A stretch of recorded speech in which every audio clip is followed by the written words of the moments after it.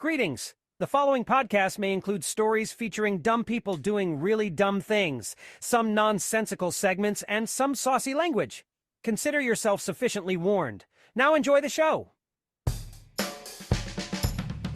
And now, coming to you live from the tri-state area and San Francisco, California, it's the best part of Wednesday, Waffle Box, with your hosts, Mike Fish and Kush Hayes.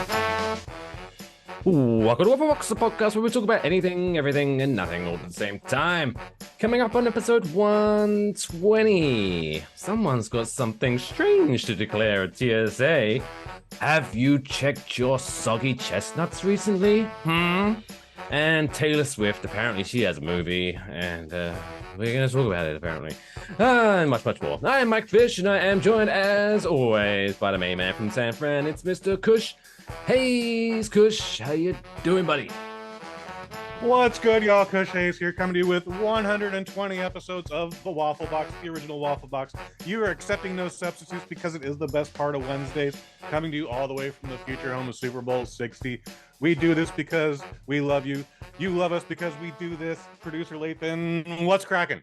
I'm Fan Dabby Delicious. Thank you for asking. Did you guys know that today is National Chocolate Cupcake Day? Where do chocolate cupcakes get the nerve to have their own day? Surely everyone knows Funfetti fucks up basic chocolate every single time, right? I didn't know that was a thing. I'm not familiar with Funfetti. Is that just the sprinkles shit? Oh my! Oh, sorry, I'm with Lathan on this one. Seriously, right? I'm not judging you. If you know, maybe I've had it, but I don't it. know what it is offhand. Oh, but if you need to get, I'm sure it's like. Do you have like? I'm sure I've had it. Your local grocery store. Go to the. Oh yes. No, me neither. But if you you make yourself a little funfetti cake. It's like basically like a regular sponge cake, but it has funfetti in it. I don't know what fun. It's like it's. I don't know how to describe it. It's like sex in a cake. Oh well, then I'm cancel the Waffle Box. Let's do this now. Shit. I mean, we could do a cooking show.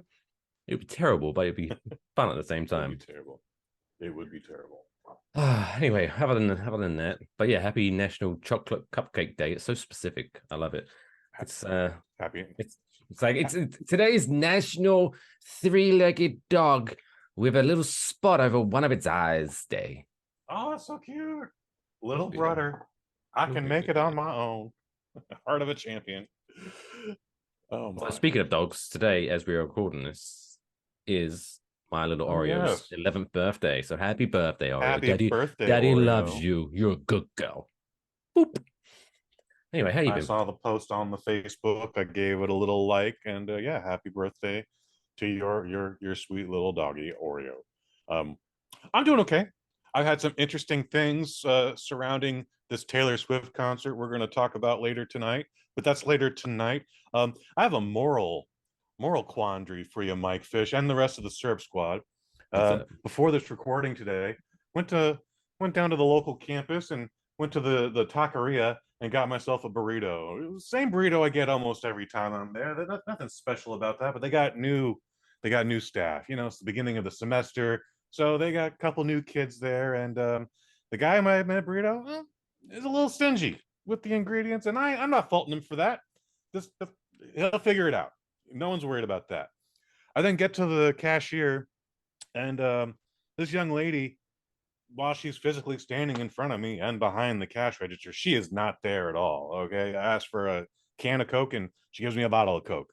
And when I correct her, I go like, no, can. And she goes, oh, excuse me. Then think nothing of it. She puts back, brings me a can of Coke. Then she then rings up my order with the burrito and the can of Coke. It's roughly like $13.62. I hand her a 20.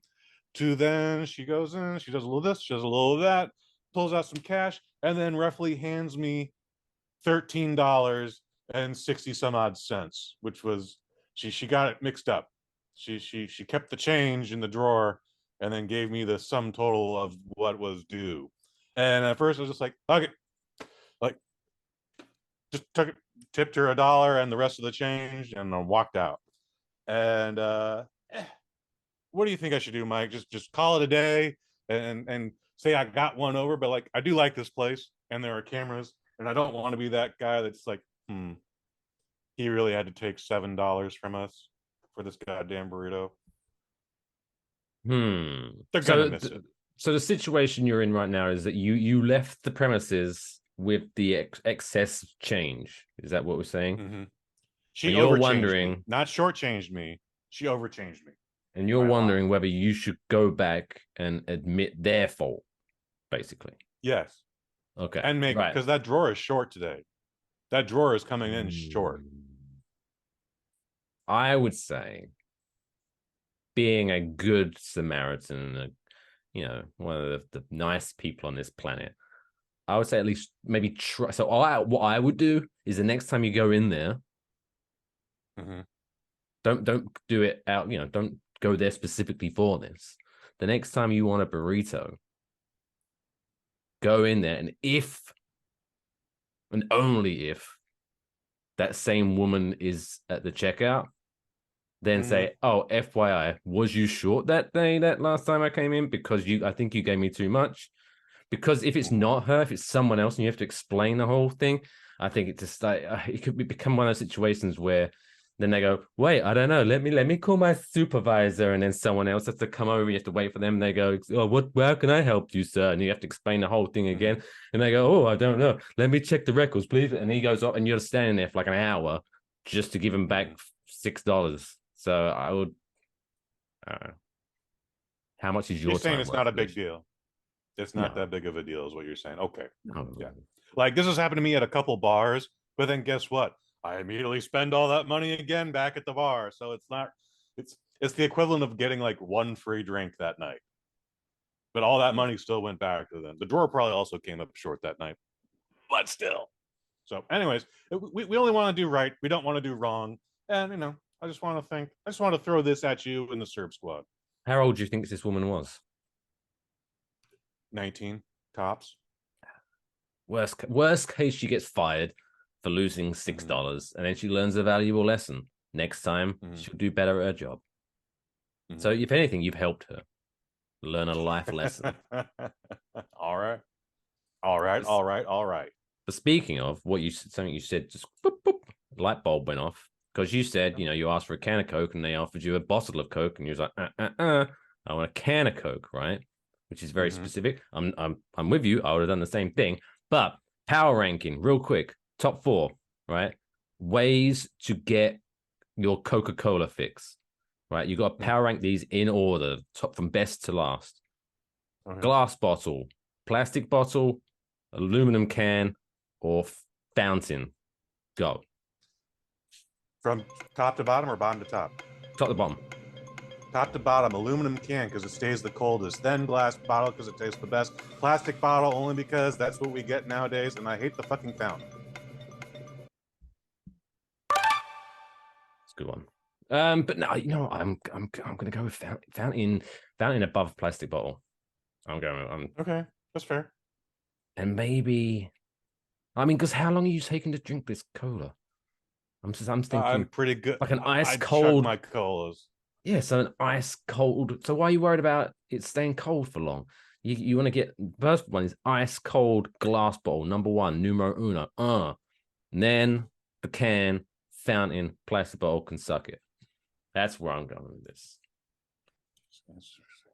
We're so alike, but we're so the same. Let us know.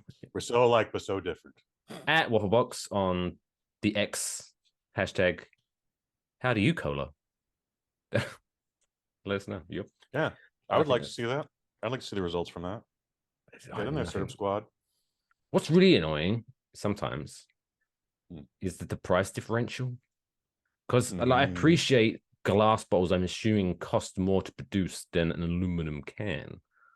But sometimes, and if it's a Coca-Cola bottle, it's usually now imported from Mexico, and that's the big difference. It's like, let's make from natural sugar, so it's better for you. By the way, it is not better for you guys. It just doesn't have all the sodium and other bullshit that American Coke has. That's it. So not to keep bringing it up because I go, but yes, I went to Greece recently, but I got a glass bottle of Coke from Greece That shit Okay, well was that's Greece, fire. That shit was and that's fire. bottled in Greece. That shit is bottled in Greece. So yeah, it's again, and they're not using any corn syrup over there. Their sugar is pure, all natural. Again, what the shit that we're drinking here in the United States is literally giving us cancer. Okay, I don't know why I kept this, Why don't you keep but that? I glass bottle of Coke from Mexico. I don't know why I brought Neat. it home with me, but I don't know. there I'm you surprised go. they let you bring it home. Well, it was empty, so you know. Okay, well there you go. Also, it's unusual. How often do you just have a? It's not an imported bottle from Mexico, which I think they're just bottling here in St. Louis, anyways. Got this one as well. A glass bottle of Dr. Pepper. Don't see them See, often. I don't see that style either. That's an old logo. Feels Retro, like. right? Maybe it's one of those throwback promotions they've been doing lately. But still, that's cool. It's like a really shit version of Cribs. Look what else I've got. I don't know why this is the thing, but I got this a Heineken branded spray paint can. Oh, because you want your house to smell like beer. Oh, I it's a don't even spray know. paint can?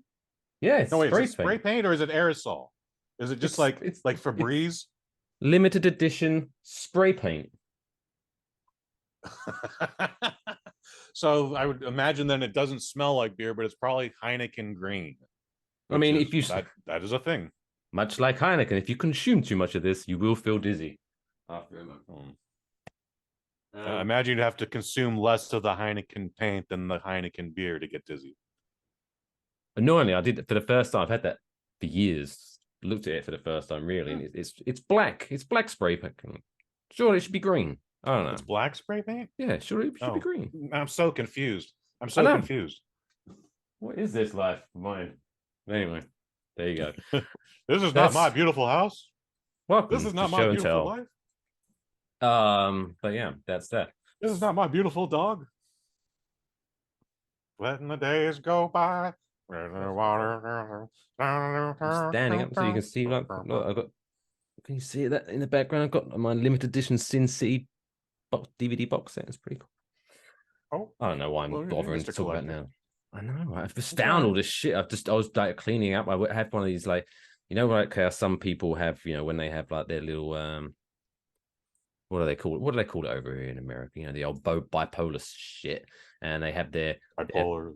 their what do they call them? The manic phases, right? Mm-hmm. Weirdly, an episode. yeah. Weirdly, for me, Mhm. when it really kicks in, my thing is I need to clean and organize shit. Oh. So I just go like Nice. so on Saturday, it coincided beautifully with a really shitty weather day. And I just spent the whole day just tearing a place apart and reorganizing and deep cleaning everything. And I was like in my closet, and I pulled it and I found some of all this collectible shit. And I was like, why is this all in my closet? Now it's on display. Fun. Nice. There you go. Sounds like you just got a lot of pent up energy. I don't know if that's a bipolarism thing, but it sounds like you just got a lot of pent up energy, and this is how you're expanding on it. So good for you. I don't know. The people with PhDs tell me something, and I listen. Oh, okay. And now That I'm is also sweating. good. If you're watching the video version, I'm wearing a sweater and a shirt. And a underneath it. sweater? It's Oh a shit, man. sweater. I thought you were It's just just- wearing the polo. No, it's a sweater, and then the shirt is underneath. You want to take 2 minutes and get rid of the sweater? Why I wanted to give the welcome to Waffle Box OnlyFans, where Mike is going to get his nipple out. But no, I'll be all right. Because knowing me, if I take it off, and then I'll get cold, and I'll be like, come on, man. We gotta. There it is, baby. I wonder if that'll get flagged on YouTube for like inappropriate. Oh, I'm gonna put it down as explicit anyway. Whatever. But yeah, because if I take this off and then like 10 minutes later, know me, I'm gonna be cold and I'm gonna have to pause again to put it back on again. Be a thing. Lathan, you're gonna have to add to the warning man nipple, singular man nipple, not plural, singular. Just the one. If you Just want the the other one, if you want both, you have to sign up at extrawaffle.com. Come on Patreon. And the OnlyFans account I've been trying to get you to do for the last 5 months. Yeah, Bitch, don't you want to make some money? what would it be? Just me sitting on a stool naked reading Not the necessarily the naked. stories. Sometimes it'd be just your feet. Sometimes it'd be like an elbow. Sometimes Oh, it would be your solitary nipple. I Well, tell you, you know, it's. if there was a market, I don't know, there may be, I'm but I telling you, imagine I imagine the market for male feet is way smaller than the market for female feet. But yeah, my God, if I could get by just selling pictures of my feet, you're gonna feel a little creeped out about it. You know, you're no. gonna have some interesting interactions through the email, but you just don't worry. Just thank them for the money, and move on. Yeah. Don't worry Oh, about it. there would be nothing. I would never be creeped out about it at all. Even if, I'd be creeped the fuck out. no, even if I was at the grocery store and someone somehow recognized me and was, hey, I'm a big fan of your feet, I'd be like, oh, thanks for buying me my beer. And I'd walk on and live my life. There you go. But I'd keep my shoes and socks on, no freebies. Anyway, let's get into this show, I think, shall we? Let's do it. Episode 120. We're getting into it. Lathan, if you could, hit the music. It's time for this week's top stories. It's now time for this week's top stories.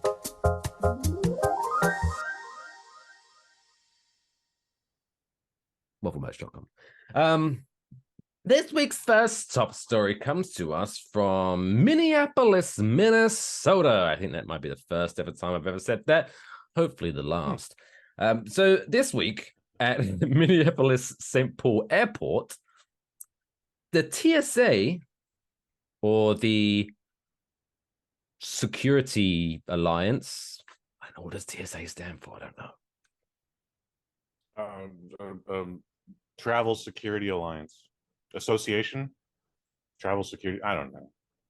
A big pain in the ass is what it stands for usually. Travel surveillance. Anyway, it doesn't matter. Yeah. So this week in Minneapolis St. Paul Airport, a box of giraffe poop was seized by custom agents. What is wrong with you people? When a woman was selected to have her belongings inspected upon her arrival from the country. So what country is this again? So she came in. So she told the officials that she picked up the giraffe feces on a trip to Kenya. Poop. Right? And you're like, why? Interesting.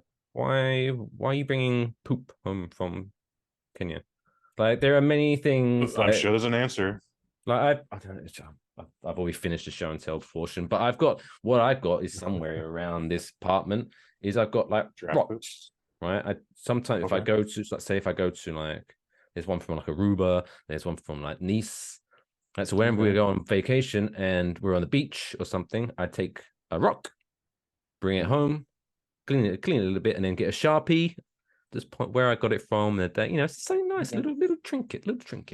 However, if I see shit on the floor, not doing the same, unless you use like a silver Sharpie or a glitter pen. I don't know, but as it fossilized, if it fossilizes, I think you can just use a regular Sharpie. But if it's still soft, yeah, I don't know, Doc. But anyway, what was this woman doing with shit? She told the officials that she picked up the poop and brought it back in her luggage with the intention to use it to make a necklace. What? Who is buying that? Unless it's for herself. White women. Stupid white women. Oh, that's going to be... I bet it's got some that's kind of get us a flag healing too. process. Yes. Oh, yeah. Oh, no, it's if you wear giraffe shit around your neck, your skin is just going to be get glowing. The aura of the giraffe, and then you feel like you're 20 feet tall. You are an power girl. Is it like I don't mean to generalize that way, but it's almost always some insecure white woman that's got more money than she needs, and she's called like Crystal or Essence. Lots of crystals, lots of turquoise. Oh, I've never met a woman called turquoise. No, turquoise is a stone. So it's I meant the Southwest. I meant the woman's name who would buy this kind of shit is going to be called like. Well, Heather and No, turquoise is Essence a and stripper. Star Turquoise is a Child. stripper. Star Child, yes. Star Child actually ran for a public office in San Francisco 20 years ago. And I'm going to assume they failed. She failed. Yeah. She didn't get it. She was running for PTA, I want to say. Oh, so anyway, it gets worse. Shockingly, this article doesn't mention the woman's name, probably for the best, for her sanity when social media gets away with this one. But why did she think she could? Because she didn't get in trouble. Here's a spoiler: she didn't get in trouble because technically, like you have no to get rule about that I know of. Well, there is that, but you have to kind of get this like a pre-approval thing that you have to get a certain Special Ziploc bag or something like that. Yeah. So she wasn't able to keep the poop. The poop was seized and quote destroyed by agricultural specialists. How'd you destroy? They just flush it down the toilet. Is that what they did? Probably just flush it down the toilet. But yeah, she didn't get any trouble because she declared it. So when she was returning back to the country, and they sometimes give you that little form, have you anything to declare? And she wrote giraffe shit. That's what she did. Which, how she felt when she was writing that, I don't know. But I guess the reason she thought she could get away with this before, because dun. Thank you, Lathan. Yeah, she previously bought. She's previously made a necklace from moose feces. Of course she did. Of course she did. What is this bitch's obsession with making necklaces out of literal pieces of shit? Where does she draw the line? Mouse droppings? Surely that's too small.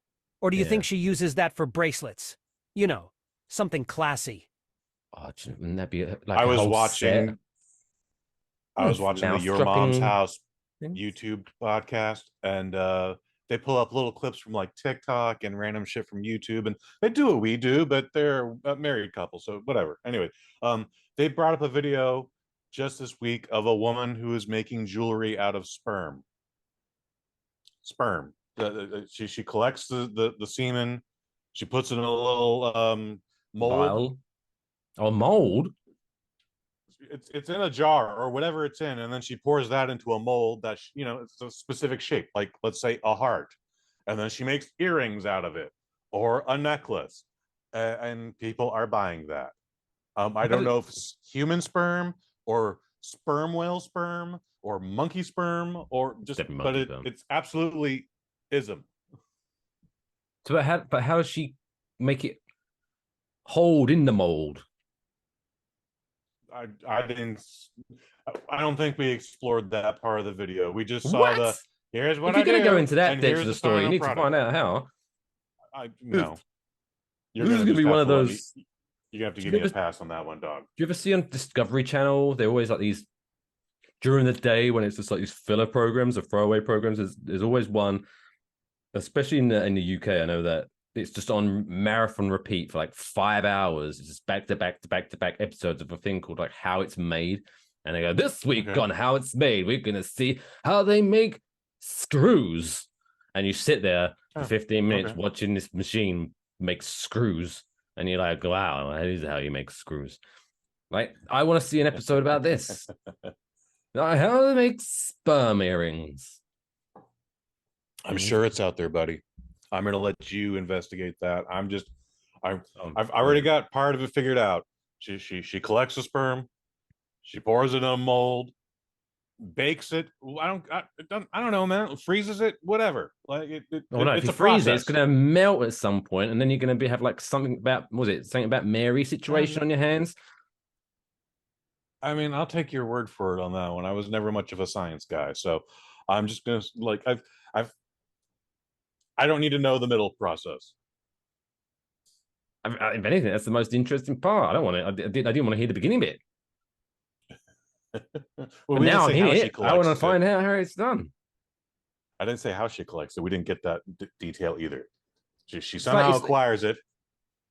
It's like if a guy that, like, you say you're at a bar, right? You're at a dive bar situation, it's late at night. Strange people talk to strangers, and you end up having this conversation with a guy with a tattoo on his face of a dog paw or something. He's just got out of prison. And an ice probably. cream cone. Yeah, and an ice cream Yes. cone. It's covered in pink. He's like, it's not because I'm gay. It's like I like strawberry. You know, I wasn't judging. I wasn't judging, buddy. But he's like, That was a good detail. thank you. Like, but it's kind of one of those situations where, like, say he turns around and goes, "Oh, just by the way, I can suck my own dick." You're like, "Well, I didn't want to know that, but now I do." How do you do it? I need to know now. I'm in this situation. I didn't want to know this, but now I know it. I need to know. You know what I'm saying? You gotta just be flexible enough and have a long enough dingus to do it. It's really that simple. You got a late, sure. You got a late. Like I imagine that's where the stretching comes in, buddy. But I imagine there's a wall involved. Like you need to push yourself up against the wall. I believe. No. No. Oh, I don't know. I mean, you can. I'm sure you can do that, but you don't need to. No. Yeah, it's like this. If when you're stretching, if you can do that, great. If you can do that, fine. If you can do this, you need to go see a doctor. And if you can do this, you're never lonely on a Friday night. And that's without me demonstrating the whole thing there. Wait for the best. But yeah, I'm too old. I'm my self-filleting days are over. Like way past my back. I wouldn't be able to do that. I can barely like. This is.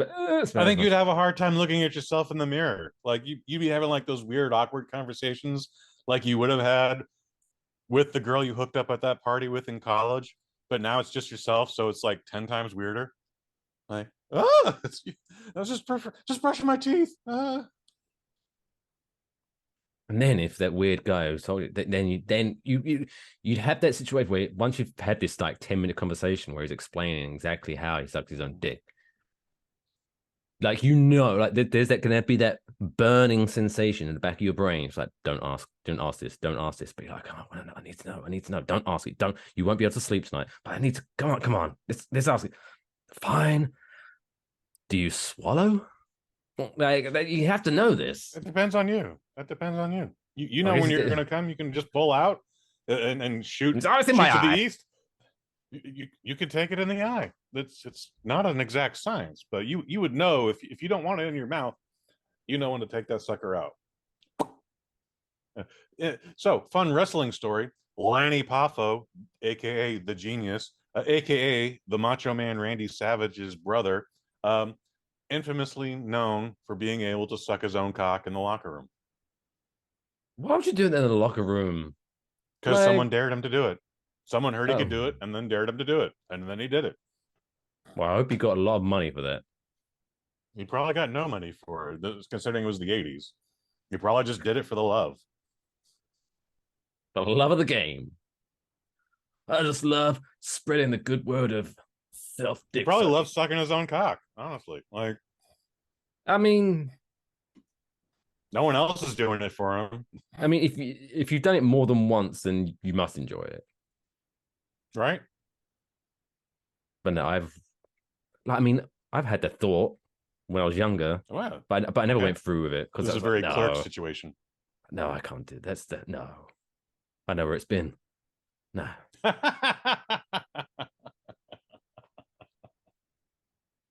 Anyway, you probably made the right decision. Anyway, also, next you story, wouldn't respect yourself the next morning. No, I wouldn't. Such a self slut.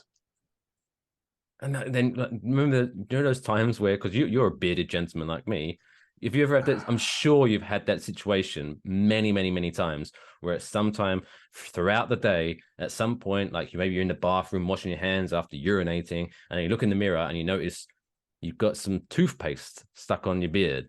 Have you ever had that situation? Actually, I thankfully never had that situation. Wow, okay. Maybe I'm just a messy brusher.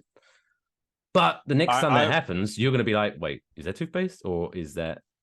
Uh-oh, spaghetti! Oh!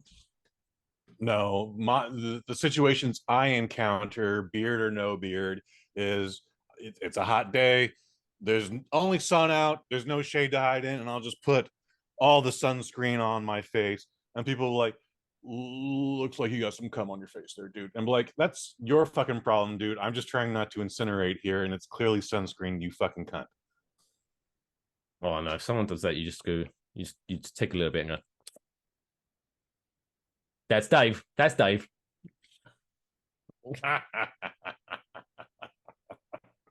Now they're feeling all good. Anyway, Mm-hmm. next story, I guess. Unless you want to, no. Next Anyway, story. That's next story. That's next story. Next This would have story. been a good. That would have been a good moment, Lathan, if you could have like Dude, suddenly is, like when if we you was could like isolate going all of this. when we was just talking too much about it to start playing the Oscar music. You know, when it's like start playing them off. Like that'd You're be the not wrong, sign. dude, because this whole thing Change the started with subject, giraffe guys. poop. Change the subject. This whole thing started with giraffe poop, and then we started talking about blowing ourselves. And we're not even Next anywhere close to halfway through. Anyway, so next time, so Guadalajara, Mexico, and I think I pronounced that right. Guadalajara. You have to Guadalajara. So this is an amazing story, right? So a flight recently from Guadalajara to Mexico City was delayed for more than 2 hours. 2 hours. Pourquoi? Whatever. Due to a mosquito infestation aboard the plane. Fucking hell. What happened? Now, right, you're thinking, right, with your brain, like think fast, right? What do, right? If you have a mosquito infestation. So we're not talking about like, oh, there's a couple mosquitoes on it. It's really annoying. No. An infestation. I see a worst case scenario where you only see like a cloud of mosquitoes where you can't see through it. Like it's just, yeah, it's concentrated. So what do you do? Right, you're in charge of this plane. You're the captain. What do you do in this situation? Do you like get everyone to radio in? Hey, look, guys, we can't. This plane is like literally swarming with mosquitoes. We could have a health situation here because God knows what the mosquitoes got on them. Some people could be allergic to mosquito because people are going to get bitten. We could have like a real incredible lawsuit on our hands, guys. Happening as we're doing this right now. Right. So surely you're thinking, get everyone off the plane. Everyone off the plane. Let's clean the shit out of this plane and get back on the way, right? That makes sense, right? Yeah. Yes. Right. So what do these guys do? Huh? What are these jokers? No, they didn't. So they delayed the flight for 2 hours. Whilst for 2 hours, they said, basically, I'm paraphrasing. I don't think they actually said this, but basically, the cabin crew were like, so passengers, we're in this together. Everyone grab a roll of paper and just start swatting. And there's a video of like passengers going, and then the cabin crew are doing it. And what doesn't look to be safe at all, there's several members of the cabin crew just walking through the plane, violently spraying the mosquito repellent with no regard as to whose face it's going in. And it doesn't work that way. It literally doesn't work that way. Like, because you're spraying the mosquito repellent in metal confined metal tube as well. Where do you think you're repelling them to? They can't escape. They're on the fucking plane. I mean, if they're coming from the front, then you're in theory you're working them towards the back, but this doesn't work. It doesn't work that way. And then what? Press the ejector button. It just doesn't work that way. Yeah. Holy shit! Did people get off the plane? No. Oh fucking hell! No. So this is the worst goddamn flight I've ever heard. But then, this is brilliant, right? Passengers aboard the flight reported to say that luckily the mosquitoes dissipated once the lights were turned off in the passenger compartment. Wait, what? That's fucking hilarious. So they just gave up getting rid of the mosquitoes and thought, fuck it, let's just turn off the lights and tell everyone that they left. That's some chef's kiss level laziness. That's it. The mosquitoes didn't dissipate. They were still on the plane. They couldn't leave the plane. They're on the plane. You just couldn't see them. They're not freaking out because there's no heat signatures now, other than the 200 souls. The lights are absolutely. I understand what's happening there, but people should have still been. Have you ever been asleep at night and then mosquito has snuck into your bedroom, and you're wrapped up, and it just starts singing in your ear. Yeah. Do you know why it chooses your ear? Because I have a very hot ear. Yes, actually, so if you think about the movie Predator, and this has actually been on the Discovery Channel, it's been 20 plus years since I've seen it, but mosquitoes see in the predator vision. They only see heat sources, and your ear is the warmest and softest thing that is exposed in the middle of the night right there. They can't bite your skull. There's nothing in your skull. It's skull. What about my penis?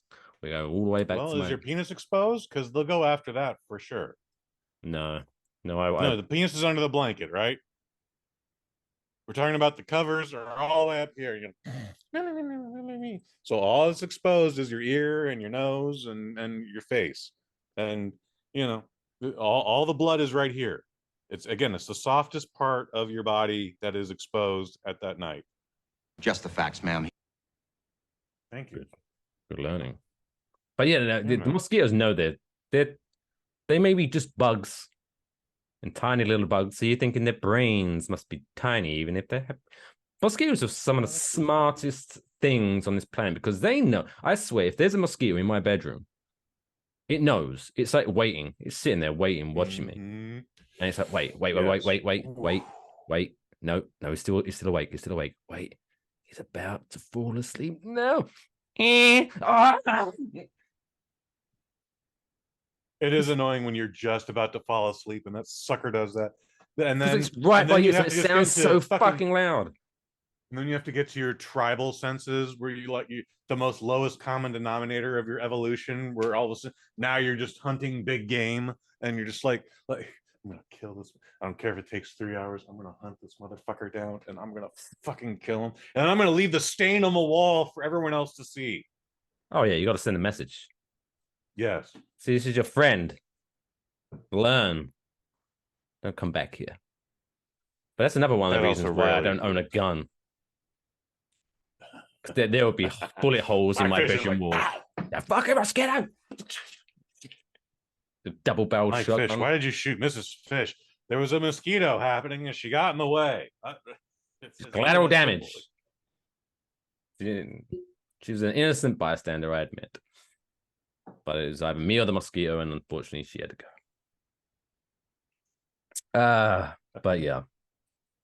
So it turns out, apparently, Guadalajara International Airport is located amid heavy vegetation and frequent floodwaters, making it ideal for mosquitoes to breed. But still, picture shit Guadalajara, Mexico Airport. Get your shit together. Final story this week comes to us from jolly old England. Ooh. So I don't know if we're coming to that type of season, that time of year where, okay, did you ever play? I don't know if this is just an English thing. I'm assuming maybe it's not because we're not the only ones with these kind of tree chestnuts and shit like that. Did you ever play the game, what we call Conkers? I'm not familiar with that name. So at least a game by that name. So you get a chestnut, right? Okay, very few of those out here in San Francisco, but go on. Oh, fair enough. So you get a chestnut, and then you drill a hole in the center of the chestnut, right? Okay, sure. And then you thread a shoelace through the chestnut. Okay. Tie a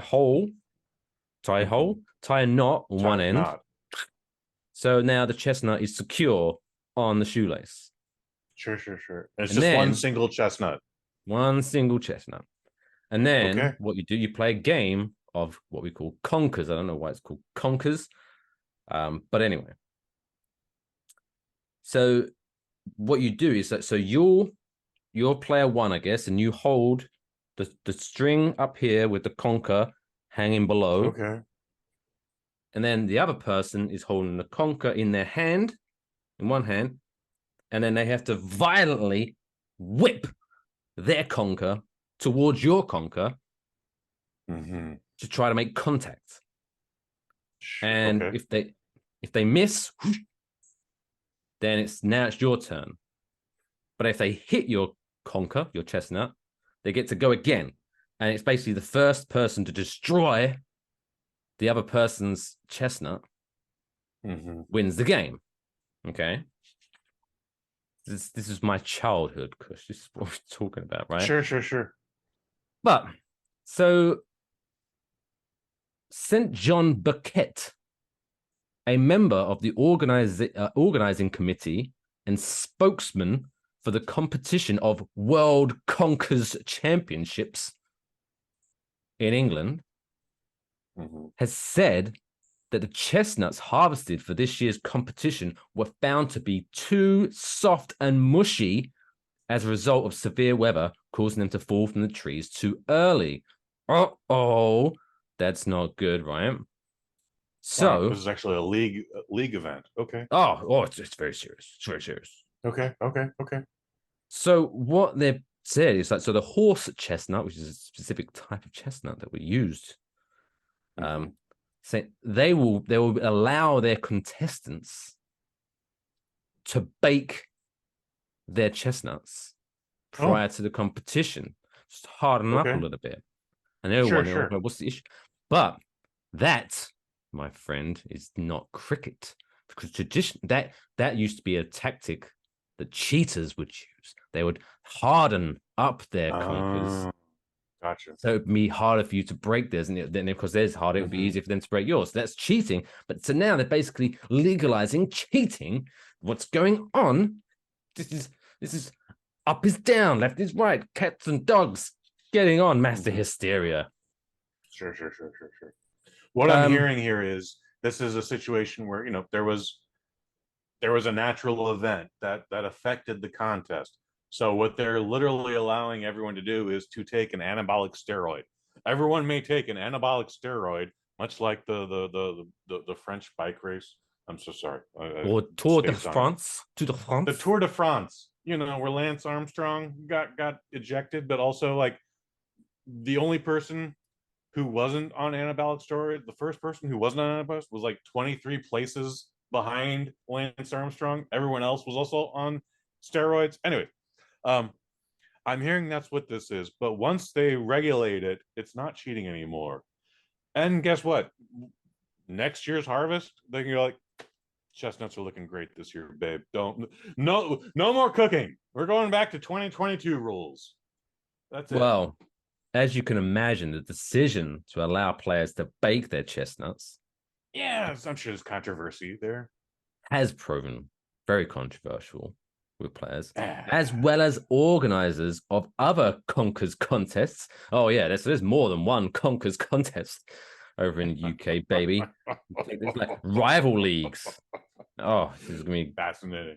So other people are saying that this is all hearsay, right? And this is heresy cliches, heresy towards I like that you use it that way. Great sports of Conkers.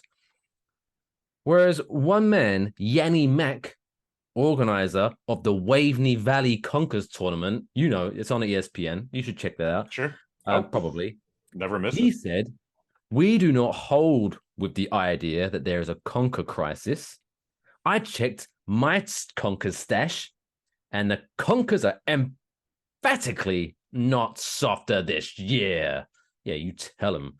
Well, if the organizer of the Waveney Valley Conkers tournament says that this story is bullshit, then who are we to argue? If I know anything about Yanni Mack, and I don't, he's one straight shooter. Yanni Mack. Yanni Mack says something. It's a good name. I like Yanni Mack.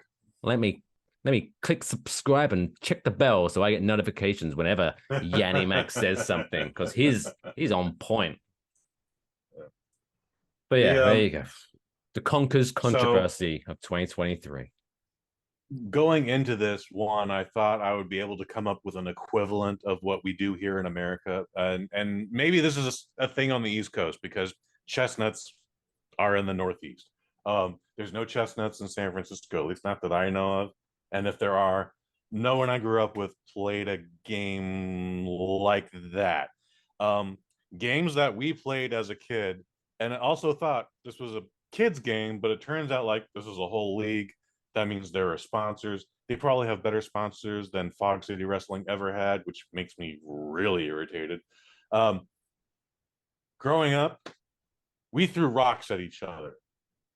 And when we couldn't throw rocks at each other, we played this game where my fish, you're gonna hold your hands out like this. I'm gonna hover my hands over like that, and you're gonna try and smack one of my hands. If you're really good at it, you smack both hands, pow, like that. My objective is to pull away, and if I don't pull away in time enough, you get to keep smacking my hand every time until I finally get away from you. But if I don't, these hands and these knuckles get very bright red and sore because they have only been slapped 100 I like times. that game though, because it teaches you at a very young age a good life lesson. You don't pull out too early, you're going to be having some pain in your life. There will be complications if you don't pull out in time. But similarly, so we played a game which sounds very similar to what you're talking about, but it was vastly more painful. Was the game of Knuckles? Knuckles. You put your fist. I'm sure it's the same idea. Oh, you clench fist with the other person, and then yes, they have to go. They have to smack their on. Same game. Same game. Oh, same game. I've played that. It's not fun. No, why? It's not fun at all. It's very creative of kids to come up with these kind of things to pass the time at school, but it's so painful. There is a movie. I just happen to have it here called Deep Cover, where they play this game. They played a modified version of what you and I just described here. Why do you have that just sitting by? They just happen to be there. There's also Dazed and Confused, Ghost Dog, and then the original War of the Worlds. This was a Criterion collection that I bought a few years ago, and it hasn't left this spot since. So it's just a fantastic coincidence. But in that movie, Deep Cover, starring Lawrence Fishburne and Jeff Goldblum, they play this game. Great fucking cast, dude. If you haven't seen this movie, Mike Fish, I haven't, watch but this I kind of want to movie. now. Better fucking watch it. Like, anyway, here's a scene. They're doing that gimmick. Here. You don't move in time. My man Felix Barbosa takes his fist and punches your goddamn fist in, so where he's just literally breaking individual knuckles. And Jeff Goldblum goes through this, and he just takes his lumps, and you're just like, this is some of the most gangsterish shit I've ever seen, at least in 1991. Great goddamn movie, though, by the way. So everyone check out Deep Cover, and that is a variation of the Knuckles game that I do know about. And, but yes, I've also done the gimmick where we would just punch each other in the fucking knuckles and just. Kids are dumb. I'm kind of glad we're in the 21st century now. I hope they're not doing that anymore. I hope they're all soyed out and not punishing themselves like that. They're doing much worse things in schools now, I'm sure. Actually, they're setting themselves on fire on TikTok challenges, but all right. Yeah, my bad. Go back to punching yourselves in the knuckles, stupids. Yeah. Just kick each other in the nuts. But Rochambeau.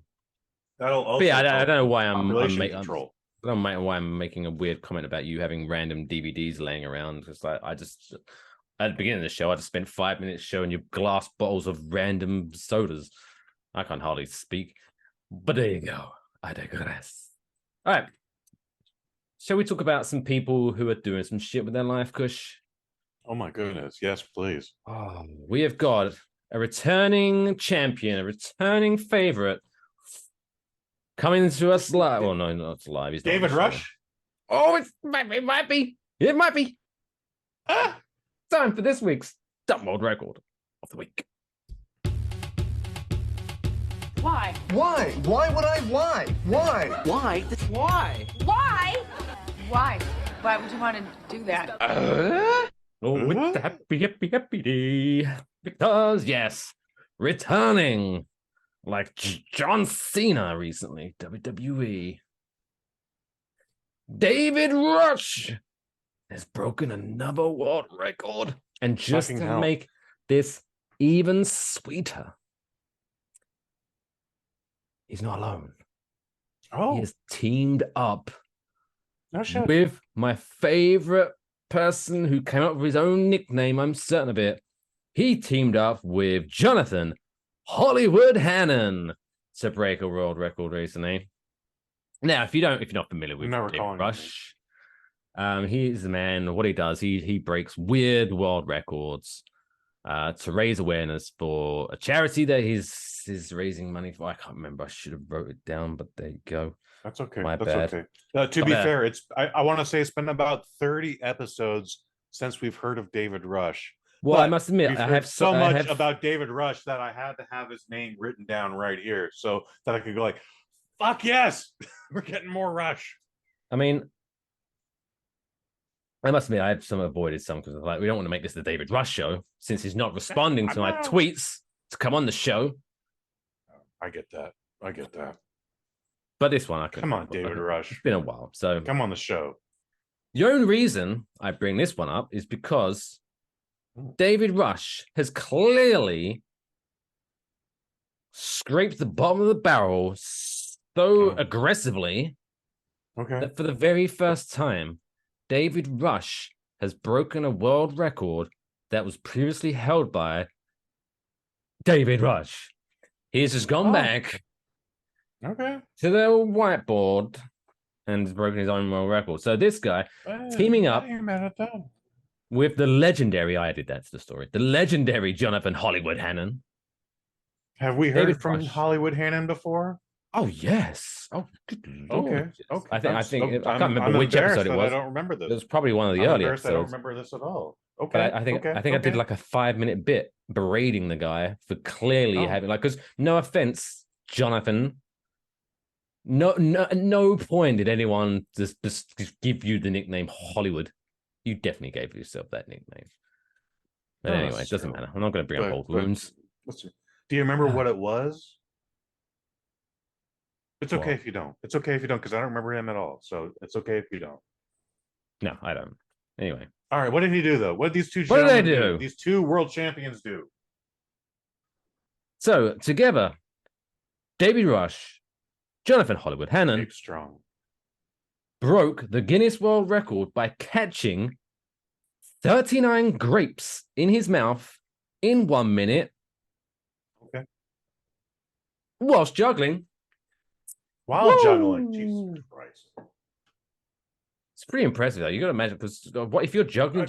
Imagine, like, if you're juggling and someone's throwing a grape at you. Grapes alone is hard enough, man. What if one of the grapes hits one of the balls that you're juggling? That grape's going to fly off. Plus, it's going to fuck up the trajectory of the. You're going to be like all over. Whoa! Fuck up the rhythm. Also, yeah. No. Oh my god. Yeah. That's some hand-eye coordination. World record to make light of. So yeah, this is pretty spectacular. Also, David Rush, come on, man. Answer Mike's questions. Answer his emails. Come on the show, buddy. We've only got positive questions for you. I've explained this several times, David. I'm sure at some point you've vanity searched yourself on Twitter or YouTube. Has to have, right? Are we using David Rush tags in the Waffle Box? Of course. So I'm sure he's aware of this podcast and this segment. We're not very big. We haven't got the biggest platform in the world, but I'm sure he's typed David Rush into YouTube and seen like 7 episodes of Waffle Box come up in the. Because if you think it'd be a fun conversation, Pete. If you let me test this out, right? So if you go to youtube.com, right, and then in the search bar, type in David Rush world record, what comes up? Oh fuck. Oh, it's just all videos of himself. Never mind. That was a good idea. I need to do better at the tagging, I guess.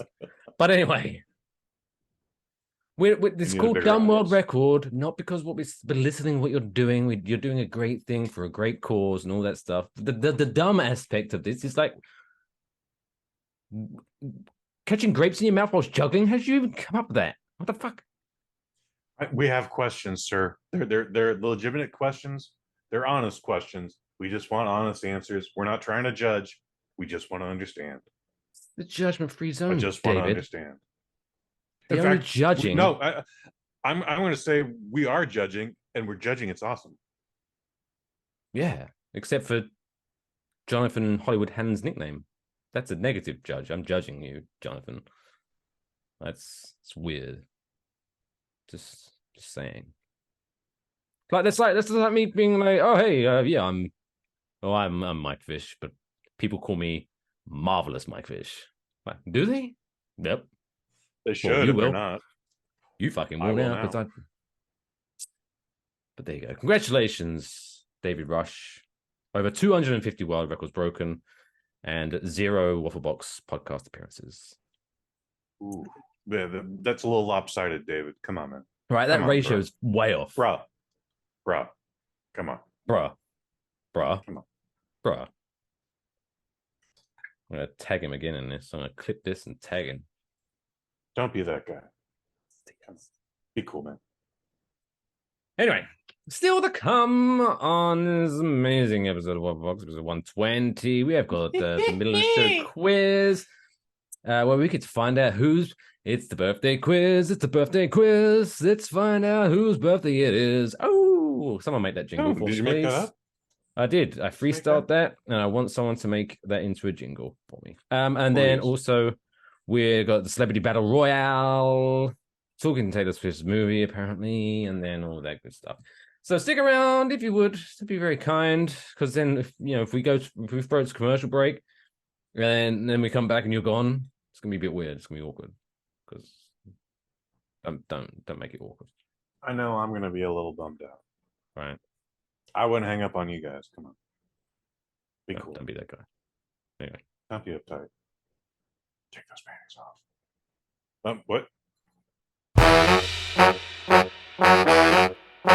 Frosted Cheerios! I've never seen anything like this. Such a sweet and crunchy part of this complete breakfast, this box never closes. Stupendous! Those wholesome little O's have been frosted the whole way around for a crunchy, sweet taste everyone's into. Hey, they're frosted. Hey, we're Clay.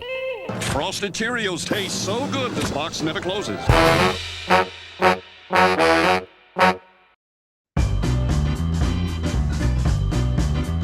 It's now time for the middle of the show quiz. Oh, he's still here. Oh, good. Thanks. Hey, welcome back to Waffle Box episode 120. I know you're sticking around for. You want to hear about Taylor Swift, but wait, baby birds. It's not your time just yet. It's the middle of the show. It's the perfect time if you ask me to play the middle of the show quiz. This week's birthday quiz is about Neo. Do you remember Neo? The R&B artist? Yes, he is celebrating his 44th birthday today. Oh, good happy birthday, Happy Neo. birthday, man. So I know of Neo. I know one song of Neo's. It was promoted on a commercial for Overstop. Overstop.com, which become O.co. And they didn't know how to pronounce his name. So it'd be like, don't forget to pick up Closer by Enyo. And it's Neyo. So I totally get why they did that. And now 15 years later, we know it's called Neo, which is also I think his fault. So he vanished off the face of the earth, but apparently it turns out he's just writing music and making probably way more money than he did. Sounds like he's producing a lot then. Good for him. Yeah, he's still doing well apparently. But yeah, so we're gonna take back memory lane. We're gonna dive into Neo's career, and I'm sure Kush is very excited in middle of the show quiz fashion. 5 questions. Obviously, the name of the game is to get at least 3 out of 5, if not 5 out of 5 with a clean sweep. Kush Hayes, are you ready? I am ready. Lathan, if you could, give us a bit of tension music. No, that's the boring music, Lathan. Give me. We're going for hey, it's a quiz, but it's a fun quiz. Yes, you were wrong. Oh my god. Oh, Lathan. It hurts my heart every time. Okay. Try again. Oh my god. I might have to go pee. There we go. That's the quiz music. Thank you. Oh, okay. I don't know why I want to do slow Bob. This is just like, you know. No, it's just I want to old timey piano. I just envision there's a damsel in distress. She's been tied to the rail tracks. Okay. And since someone has to come along, like Charlie Chaplin, he comes to come along and save her. Chessie LaRue, I'm coming for you, baby. Yeah. But anyway. Question number 1. Number 1. Neo was born in Camden, Arkansas in 1979. Okay. What is the official state dance of Arkansas? The cha-cha? I don't even know states have an official dance. Apparently they do. But I did not either. The cha-cha? That's my knee-jerk reaction. The No. cha-cha. Wrong. Oh, For fuck's sake, Lathan. Jesus Christ. Oh my god. I wish I hadn't let you put that electric probe in my chest. Oh. But no, it's the square dance. Square dance, the official dance. What's But fun fact, Kush Hayes knows how to square dance. Oh, who doesn't? Does the Not electric many. slide count as the square dancing? Maybe, but it's usually with 4 people, and the electric dance is like everybody just line up. Anyway, number two. I'm just trying to find out what the what's the state dance? State dance of California. Oh,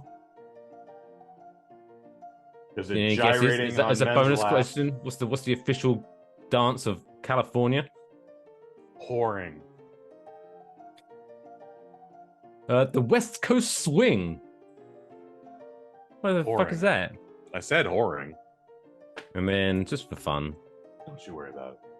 Don't you worry about it. the state dance of New Jersey is square. Is everyone just square dance? It's every state just a square dance, right? I was just trying to find another I one. mean, these official things were all created during like pioneer times. So yeah, The like official state this was- dance of Texas is a square dance. Come on, Missouri.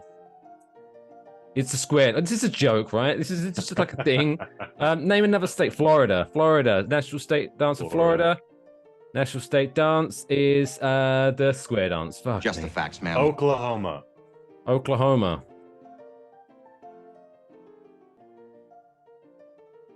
Square dance. Right.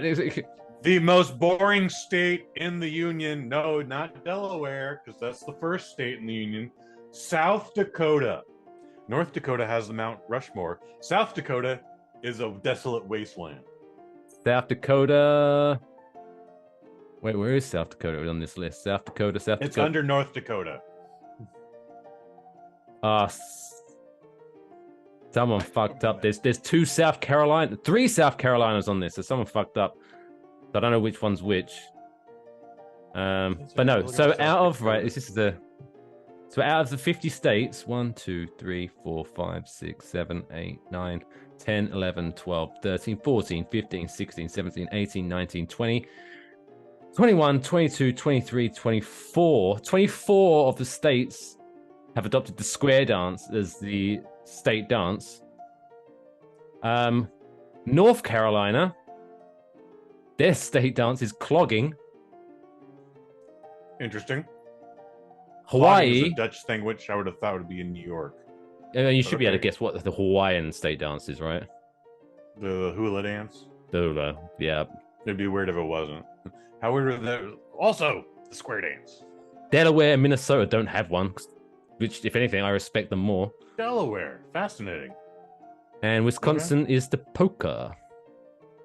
Polka dance. Sure. Polka. But South Dakota is what I threw out there. I'm sure it's the fucking square dance. Anyway, question number 2. Right, you got that one wrong. Apparently. Son of a bitch. Question number 2. Number 2. Neo gained recognition for his songwriting abilities when he wrote Mario's 2004 hit, Let Me Love You. What was the original name of Super Mario? Jumpman. Yay!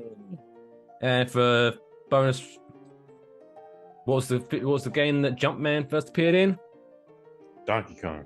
Hey, you're right. It's Donkey Kong. Question Which number... there was the whole confusing thing about. They're like, donkeys aren't Kongs. Anyway, it should be called Monkey Kong, right? No, it's called Donkey Kong. Anyways, number Deal with 3. it. Number 3. Neo got his nickname from neo-Nazi. No, he didn't. That's a joke. Neo got his nickname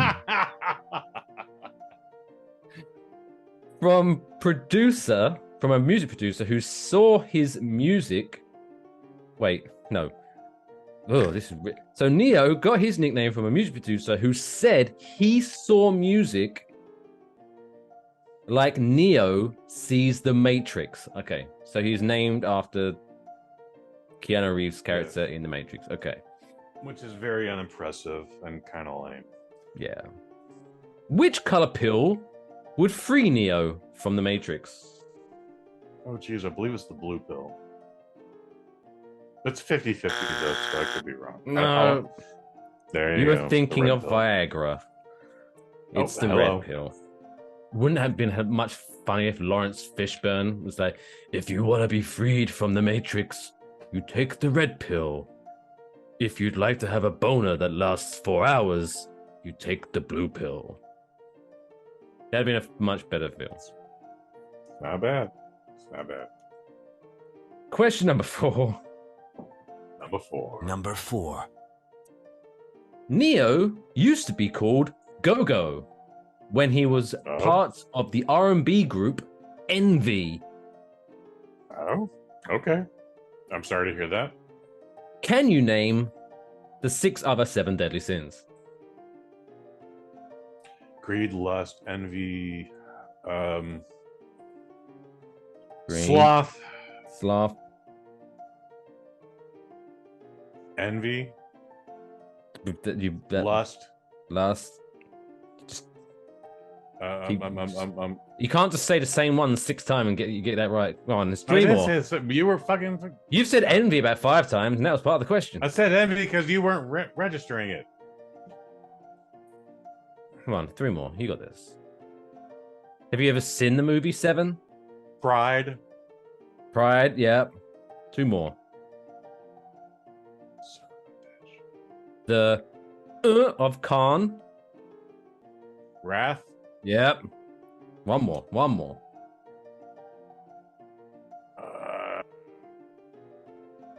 I don't know. My pride won't let you give me another one. So, yeah, I don't remember. Gluttony was the final one you missed. Okay, yeah. Well, thankfully I'm not a fat man, so it's not on my mind. And final question is a bonus because you've already fucked up. Number 5. Oh. Neo starred in 2015's epic straight-to-TV movie Sharknado 3 as secret agent Devereaux. Sure. How many bones do sharks have in their body? Oh, fucking hell. Why would I know that? 247.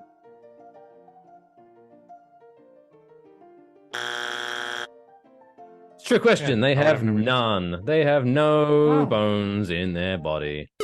No bones, really? They're like giant swimming penises. There's no bones, but they're still stiff. And they'll get you. No, I was actually looking it up because that was one of those things. I was like trying to find a fun fact about sharks to turn into a question, and that was the best one I come up with. And then I kind of really, but it's a technicality because they have what you could consider bones. They have a skeleton, but it's not calcified enough to be classed as a skeleton. It's bones or something. Oh, really? Like that. Okay. Shit. I don't know. Well, we just learned something today. So what did I get only one correct? Yeah. You got the Jumpman one, right? Jumpman. Well, I got a bonus too. No, Jumpman. Don't forget about my bonus answer. All right. Fine, you got 2 out of 6. You still lost. 2 out of 6? I'll take it.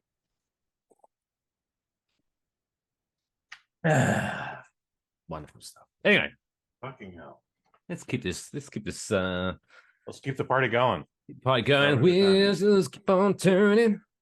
Get my notepad here. Rolling in a river. R.I.P. Tina Turner. It's now time to pit 4 celebrities against each other and see who would win in that fight. It's time for this week's celebrity battle royale.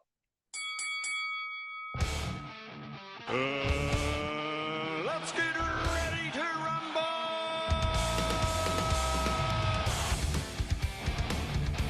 Yeah. Celebrity Battle Royale. Whew.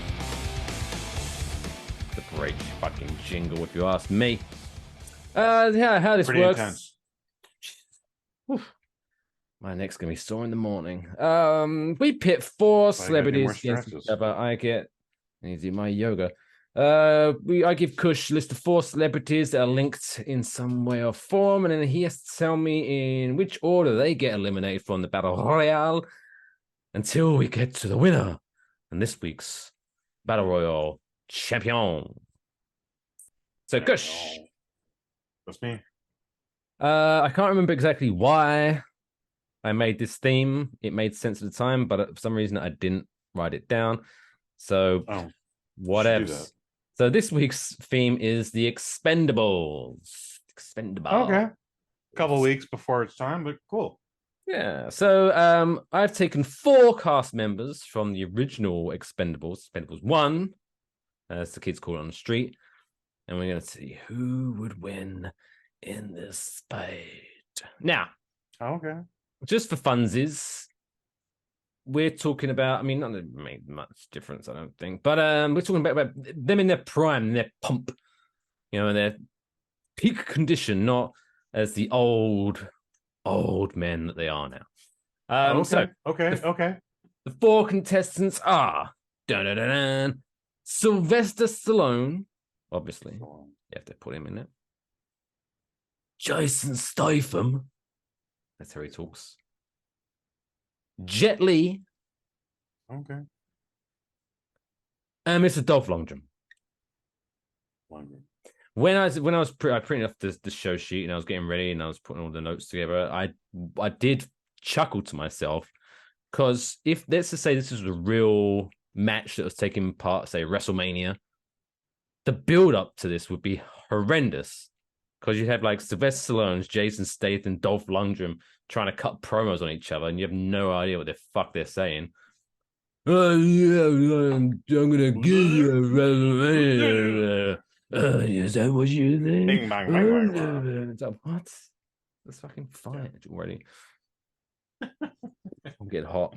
So yeah, come on in. I did an offensive Jet Li impersonation earlier, but thankfully your voice masked it all. So well, do you know what's best to do if you say something that could be mildly offensive and then you get away with it by someone talking over you? The best thing to do is to mention that, hey, FYI, you should go back and listen a little bit better because I did say something like, you should have been like, oh, I got away with that, and just lived your life. You're not wrong, but also we need the attention. Anyway, yeah. No publicity is bad publicity. I'll make it work. Don't worry, babe. I'll make it work. So here we go. This is actually a hard one, Mike Fish, because she said 3 out of 4 of these guys. Hi-oh. Hey-oh. Hey-oh. You do a little golf thing. 3 out of 4 of these guys are actually athletes. One guy is an actor, writer, producer, but he also throws himself so far into this production that, well, he's a hard act to follow as well. But geez Louise, I'm gonna say Sylvester Stallone gets tapped out by Statham. Ooh. Statham, although very fast, can't survive Lundgren's strength. Again, if you don't know, Dolph Lundgren is not only like a double triple black belt in Aikido or whatever he's also, even though he looks old as fuck, he's still big. He's still a big boy. He's the biggest of all of these guys. All right. However, Like he was grown Dolph in a Lundgren- Russian lab. He's definitely been altered. His DNA has been altered for the greater good. Do you reckon he was If on you the will. Barry Bonds diet? No, he's on a different diet, but for what you're implying, yes. However, Jet Li wins the whole thing. He's got the speed, he's got the agility, he knows all the martial arts. He can defend himself against a man that's twice his size. So, ascending order, Stallone, Statham, Lundgren, Lee. Yeah, I imagine as well, like Jet Li's like he's gonna choke out Lundgren like a triangle choke or something like that, or an armbar. And if we're doing the whole gauntlet gimmick, We're not doing any Lundgren is a little gimps. bit fatigued. Dolph Lundgren is a little bit fatigued from his fight with Jason Statham, so Lee has that extra advantage. But thankfully, he smells amazing because he uses Old Spice. Have you ever seen the Dolph Lundgren Old Spice commercials? I don't believe I have. Then that went straight up your head. That's okay too. Old Spice. That's okay too. I use Old Spice. Fun fact. Yeah. Yeah. The ladies love the Old Spice, Mike Fish. So good for you. Jackie Moon got me onto that. If you don't know that, just go to YouTube, type in Old Spice Jackie Moon, and strap yourself in for some of the best commercials you'll ever see on TV. I'll probably not do that, but okay. Old Spice, the best antiperspirant legal outside of Mexico. Nice. Fantastic. Jackie Moon, obviously paid by Will Ferrell. Anyway.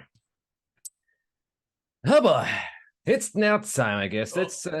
There was a movie that came out recently, and apparently Kush wanted to watch it, and now he has put us in the situation that we have to listen to him discuss it in a segment that we call Kush's air quotes movie review.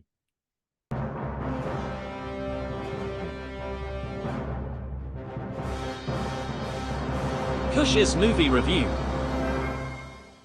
Hey, welcome to Kush's movie review here on Waffle Box, episode 120, or the standalone version on YouTube. If you are watching the standalone version, leave a comment in below that says what you think about this movie or what you thought about our review. Hit the subscribe button, smash that little bell, smash it. If you press that bell, you get a little fun animation, and it'll make you smile. Anyway, give us a thumbs up, please. This week's movie review, we're doing this.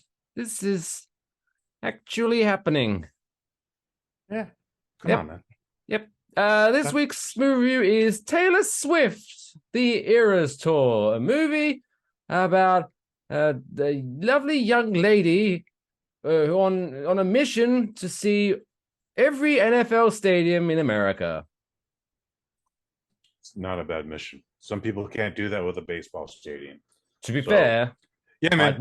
I'd watch that. I'd watch a documentary about Taylor Swift going to visit all 30. Is it 30 NFL stadiums? Because two teams share stadiums. Anyway, quick math.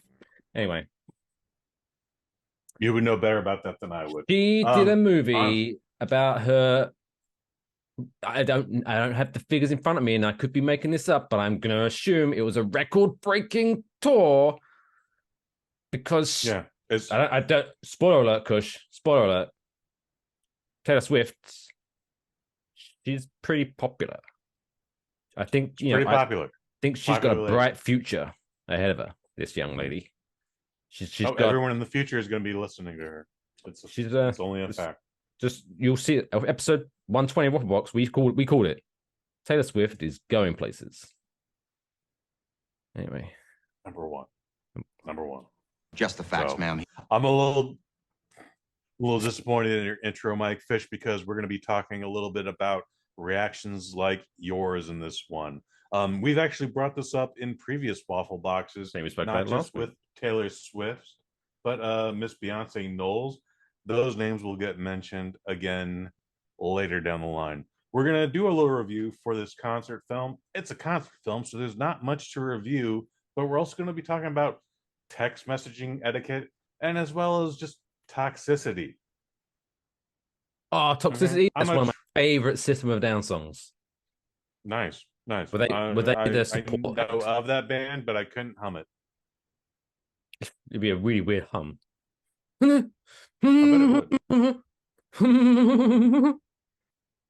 But very violent humming. It probably will be. It might ruin your vocal cords too. That's okay though. That's okay. So dig this. We're talking about Taylor Swift, the Eras Tour. This is surprisingly rated PG-13. Shut up. It is nearly 3 hours. And let's just get the runtime out of the way. We normally complain about runtimes. This is just a concert movie. It's the concert. The concert is 3 hours. The movie is 3 hours. Nothing more, nothing less. Okay. We don't actually get a warm-up band. We start off with Taylor Swift and her whole thing. I'm a 45-year-old cisgendered white male, which is just phrasing I've just learned this last week.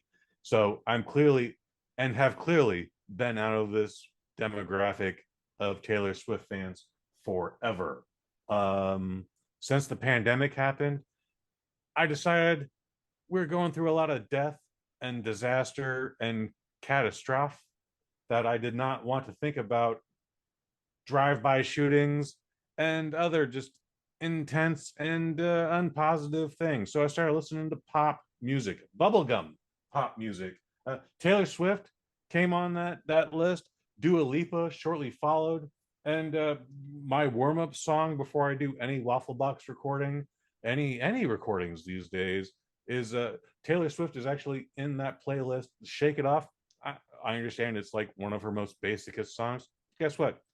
Gets me in a better mood to do these reviews for you folks here. However, I couldn't name possibly 5 songs. Mike Fish, if you did a contest for us next week where you said, Kush, name all Taylor Swift, I'd be like, I don't know. I'd probably get like 4 of them. All right. Number 1. Shake It Off. Number 2. We Will Never, Ever, Ever Get Back Together, which is number really 3. Title. Ooh. Bad Blood. Oh, I actually heard that one. Yep. Number 4. Fuck, I don't know the name of it, but Look What You Made Me Do. It's actually a really dope video. Sure. Number 5. Thank you. And then one of her country songs where she's wearing glasses and she's got a T-shirt with all her friends' name on it. It's actually it's an old country song. What's she did a recent one? What's the Anti-Hero? That's one of those. Anti-Hero. That was the subject of a Waffle Box episode once. So just sure. I mean, so I might be able to name 6 if I knew them properly. I have another 6 bun. So, but yeah, no. Taylor Swift's one is she's in that category of who else would I put in that category? I don't know. I'm not going to spend too long thinking about this, but like me, I jest about Taylor Swift. Yeah, I'm not. Sure. I'm not a fan of hers. You're jesting. And I think I mentioned this in our little toxic thingy fandom thing, blah blah blah. But rather than hearing what I'm not saying here, I'm not a fan of hers. In that, I'm not in a car. I'm not jumping in the car and throwing on Taylor Swift. I'm not saying I'm not a fan of hers. I'm going to tell you that's okay too, buddy. Yeah, but I'm not a fan of hers in that. I don't have any ill will against her. I think she's very talented. I'm happy for her success. She works very hard for herself. Blah, blah. It's just not my cup of tea. That's all it is, right? I'm a that's okay too. I what this, but even though I would say that, no, thank you. I don't want to listen to Taylor Swift. I want to listen to some heavy metal or some 70s rock music. Blah blah blah. If I'm walking around, maybe in the mall, and Shake It Off comes on, you goddamn right I'm singing. Man, that shit is catchy as fuck. I think it's just imprinted on your brain now. Like it's a very catchy track. Okay. And that's okay. Again, that's all okay. That's all okay. Saw the movie, and the tickets were different from any other ticket price. If you were an adult, it cost you $19.89. And then if you went to like a premium like IMAX or RPX or whatever, it cost you a little bit extra. If you were a child or a senior citizen, it cost you $13.13. Those are all brand specific numbers for this lady. We're not going to get into that. However, your boy Kush Hayes didn't pay any of that. So because he's a fucking smart guy. And we're not going to get into that in this review. I'll tell you off air, Mike Fish. And you'll be like, oh, really? That's what you did? Fuck. Okay, cool. Anyways, this thing was a phenomenon immediately. Multiple screenings sold out within like an hour. The apps shut down. People couldn't log in online. And then, you know what? And there was very specific boundaries. This is going to be a concert movie that only plays Friday through Sunday. And it was going to be a one weekend thing. And then they're like, well, maybe we'll do it 2 weekends. And then they're like, more all money right, to be made. Then we'll do it 4 weekends because that's how many showings sold out. And then all the way up until this previous Tuesday, or I guess last Tuesday, if you're listening to this. And they're like, yeah, all right, I guess we'll do the Thursday preview and we'll have shows starting at 2 p.m., whatever. Your boy picked up a 420 concert. That number sounds super funny, but it wasn't intentional. We just went to the 420 concert, and it was me and maybe 20 other middle-aged adults, and we all just sat in our chairs and we watched a concert. And quite frankly, it's coming from a live event perspective. I work in live events. It's one of the most phenomenal things I've ever seen. I don't have to be a fan of all of them. I've heard she puts on a hell of a show. She earned every goddamn cent she earned from this fucking tour, and then was smart enough to like, well, let's take this series of 5 shows we do specifically in Los Angeles, and let's make a movie around that. So like you will get up close. What I really like about this concert is all the technical shit that most folks don't understand or don't even appreciate. There'll be a thing where there's a guy who's got a steady cam on his shoulder. He's right up in her face. Okay. It's not that long camera behind him on the stage. He's right up there in her face. And then they'll cut to a shot where he's not there at all. They had 5 different shows to cut from to get the perfect concert movie from. And that stuff I just really was into. Lots of fantastic cinematography. The guy who directed this, let me pull this up here. His name is blah, blah, blah, blah, blah, blah, blah. God damn you. Sam Wrench. Sam Wrench is not a name anyone is familiar with. However, he did just recently do the Lizzo concert, which you can find on HBO Max or whatever they're calling it these days. He also did the most recent Billie Eilish concert, which you can find on Disney Plus. So this guy. So he films a lot of concerts, basically. He specializes in concerts and music videos, and the guy knows what he's doing. So I haven't seen either of those last 2 shows, sorry to say, but I would like to now, and I have access to them both. So maybe we'll do that after this. Probably not. Anyway, it's 3 hours long. Again, the concert's 3 hours long, so the movie's going to be 3 hours long, and I accepted that. I made 2 bathroom runs and did not feel like I missed one fucking thing. Lots of people get really irked out by that, and it's just like, hey, you don't have to drink a pony keg of soda to come to the theater these days, but don't be afraid to miss 5 minutes of the fucking film. It's going to be all right. You're going to catch up. It's basically a promise. concert as well. It's not like you're going to miss. It's only a concert. You're not going to see a concert. You're not going to miss a pivotal part of the storyline. Like, it's fine. It's okay. Yeah, you're not going to miss nothing. So I was in awe of this. This took place at SoFi Stadium in Los Angeles, which I'm not 100% sure is just Dodger Stadium these days. No, Los Angeles Syrup Squad fans, please get at us about that answer. Mike SoFi Fish, do you have an answer? Stadium. SoFi Stadium is a brand new built stadium in Inglewood. Okay, so the Dodgers aren't playing there? Just the LA Rams and the LA Chargers. Okay, it's a big goddamn facility. It's an impressive looking stadium. That too. It's a great looking facility, dude. And it looks last great year's in this concert. WrestleMania was there. Okay. Well, it's big enough. All right. So there's a lot of goddamn scenes where this itty bitty little blonde woman is surrounded by 60,000 people. It looks fucking impressive the way Mr. Sam Wrench directed it. Okay. It's, again, from a live event perspective, it's one of the greatest goddamn things I've ever seen in my life. The entire time I was happy to dissect it. I was happy to notice quick cuts, but that's just me, and that's the genre I'm in. And if I'm a nerd, then I'm a nerd for that. Again, I didn't care for all the music, but again, it's such a spectacle.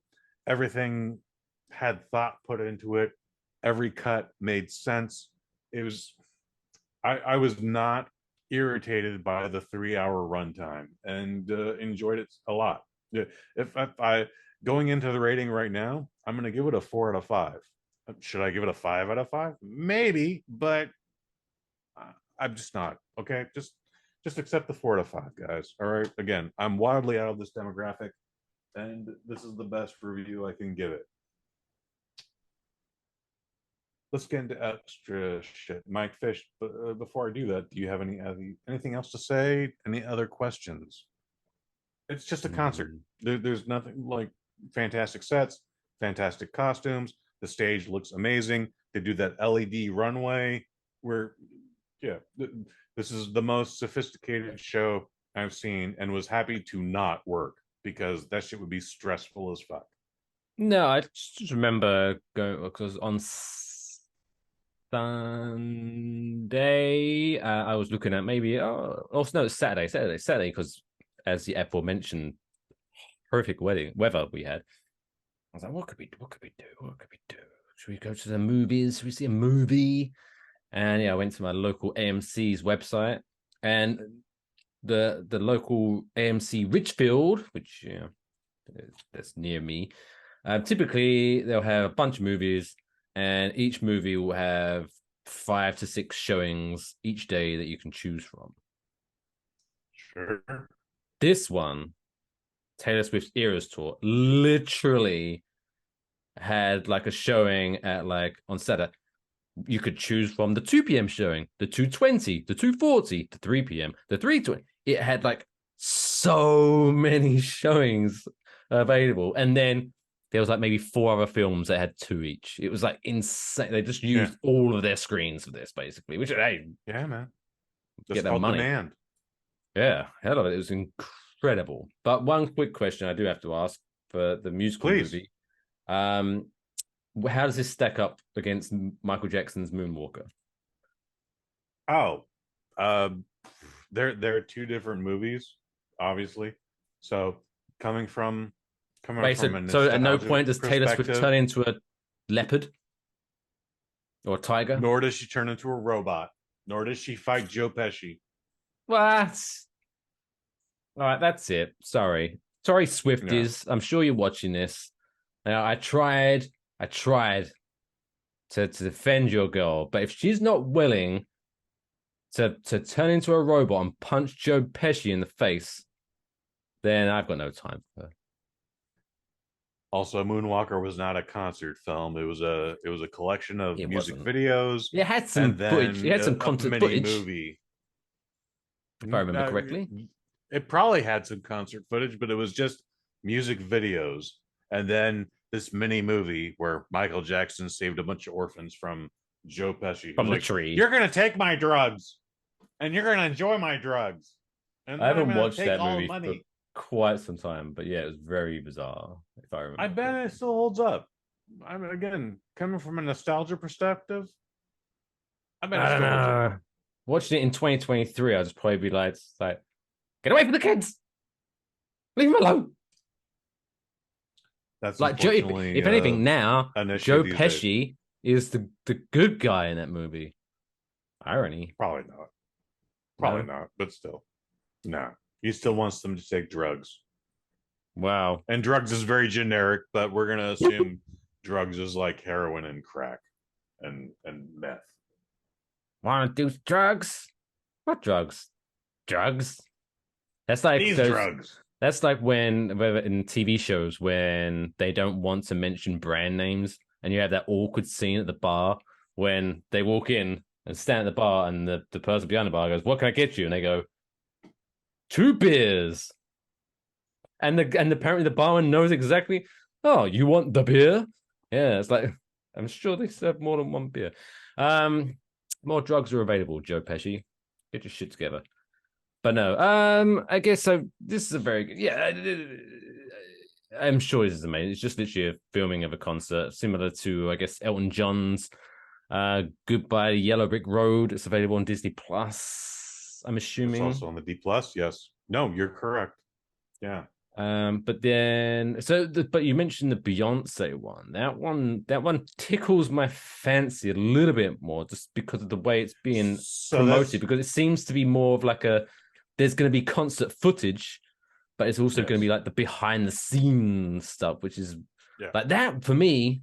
That would be fascinating for me. I mean, hopefully there's like a extra stuff about this, but just because of the sheer. I say this in a nice way, but the monster that Taylor Swift is, in the good sense, the word monster, like the huge setup of this, and I would love to watch a documentary about the tour. That would be fascinating to watch. So well, you're gonna get that. That's coming out in the first week of December. Boom! Beyonce. Christmas comes early for my fish. I don't know what the name of the movie is. Beyonce. Blah blah blah. The first. Oh, I thought you meant. I thought you was talking. I thought you said that there was going to be like the Taylor Swift version of like the behind the scenes stuff. That'd have been fun. I don't know what you're saying there. That's okay. That movie is going to be a concert documentary. This was the concert. Taylor Swift was the concert. Beyonce is going to have a concert documentary, which again, most likely she's going to have scenes from the concert, but then she's going to have shit from behind the scenes. We're like, what do you mean the dancers haven't been fed yet? What do you mean that truck hasn't arrived yet? Oh my God, this isn't the right rouge for me to wear. Oh my God, I mean you cheated on me again. Get in the elevator. Yeah, that's a reference. All that you're going to see all that shit. I understood that reference. Yes, sir. So that's still coming, and you know what? We might do a review of that in the next 8 weeks. Yeah, why not? Right. Because I get the funny feeling that I'm gonna have to watch that. No, I'm surprised you don't have to watch this one. But if you did, I bet you would be in awe. But again, like, no, do you know, does the movie need to be 3 hours? The concert is 3 hours, so yes, the movie needs to be 3 hours. But me sitting there was like, well, this is pretty spectacular, but we are still doing this. Like, if she could have cut it down, and I wouldn't ask her to. No, but if we could have, I'd be like, no need yeah, to. that'd be great. This is like I say, we are not the demographic for this movie. We are not. So, yeah, if I was Taylor Swift or the editor of this, or I would not have cut out a single second of this. Just give the people what they want.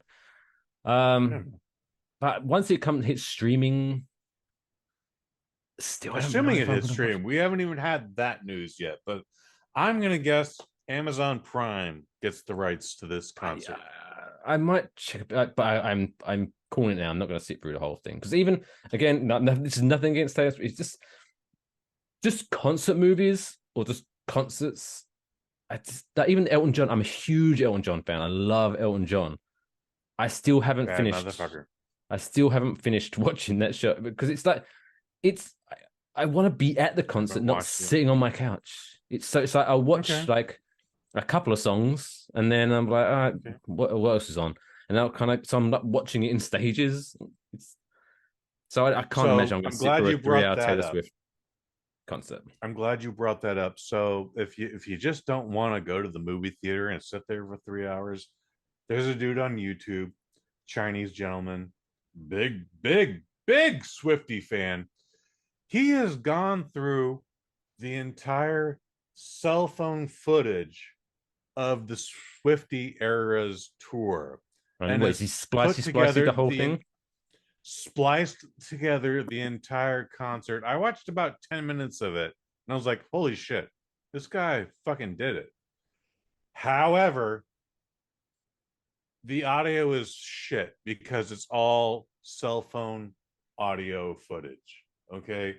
Whereas the movie is going to give you just the prime audio. It's going to give you the best audio. It's going to give you all 28 channels audio.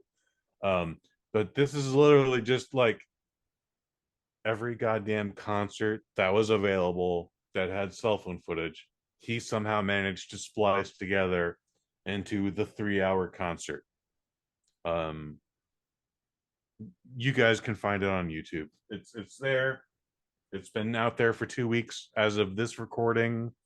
That makes it 3 weeks when this does get released.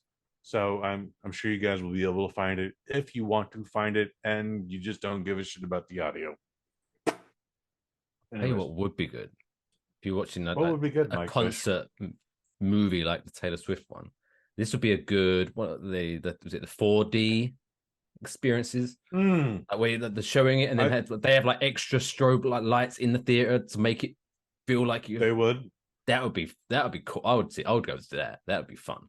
So my Regal Theater has the 4DX gimmick, and that's where in groups of 4 by 4, so panels of 16 are all sitting together, and depending on what's happening in the movie, they move left, they move right, something happens, a jet of air shoots out past their ear. If you're not smart enough to turn off the I don't want water squirted in my face button, water will get squirted in your face during a moist scene. Yeah, I'm surprised this actually isn't there because Taylor Swift runs along a long platform.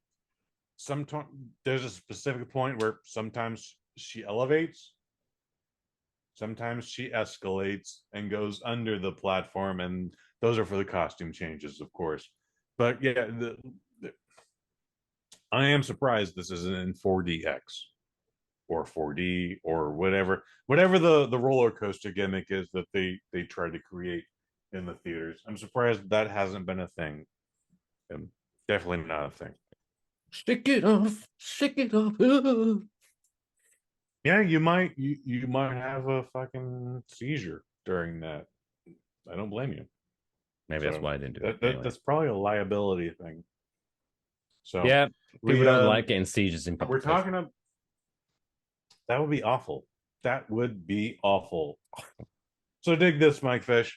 You're not privy to this, but when I leave a movie that I really, really like, and I try to judge accordingly, I'm like, oh, I went to a Marvel movie, so all my friends that have kids that like these movies, they're gonna probably want this information. Or I'm not at a Marvel movie, I'm at something else. There's a post-credit scene where Samuel Jackson comes in and says, Taylor Swift, I want you to be part of the Avengers. I'm so glad you made that reference because I did that in a Facebook group and that joke is killing right now. So, yes. Go us. What a team. High five. It's the obvious joke. But everyone fucking loves that joke. I'm not getting like a couple hits. I'm getting all the hits. Everyone loves that fucking joke. So, good for you, Mike Fish.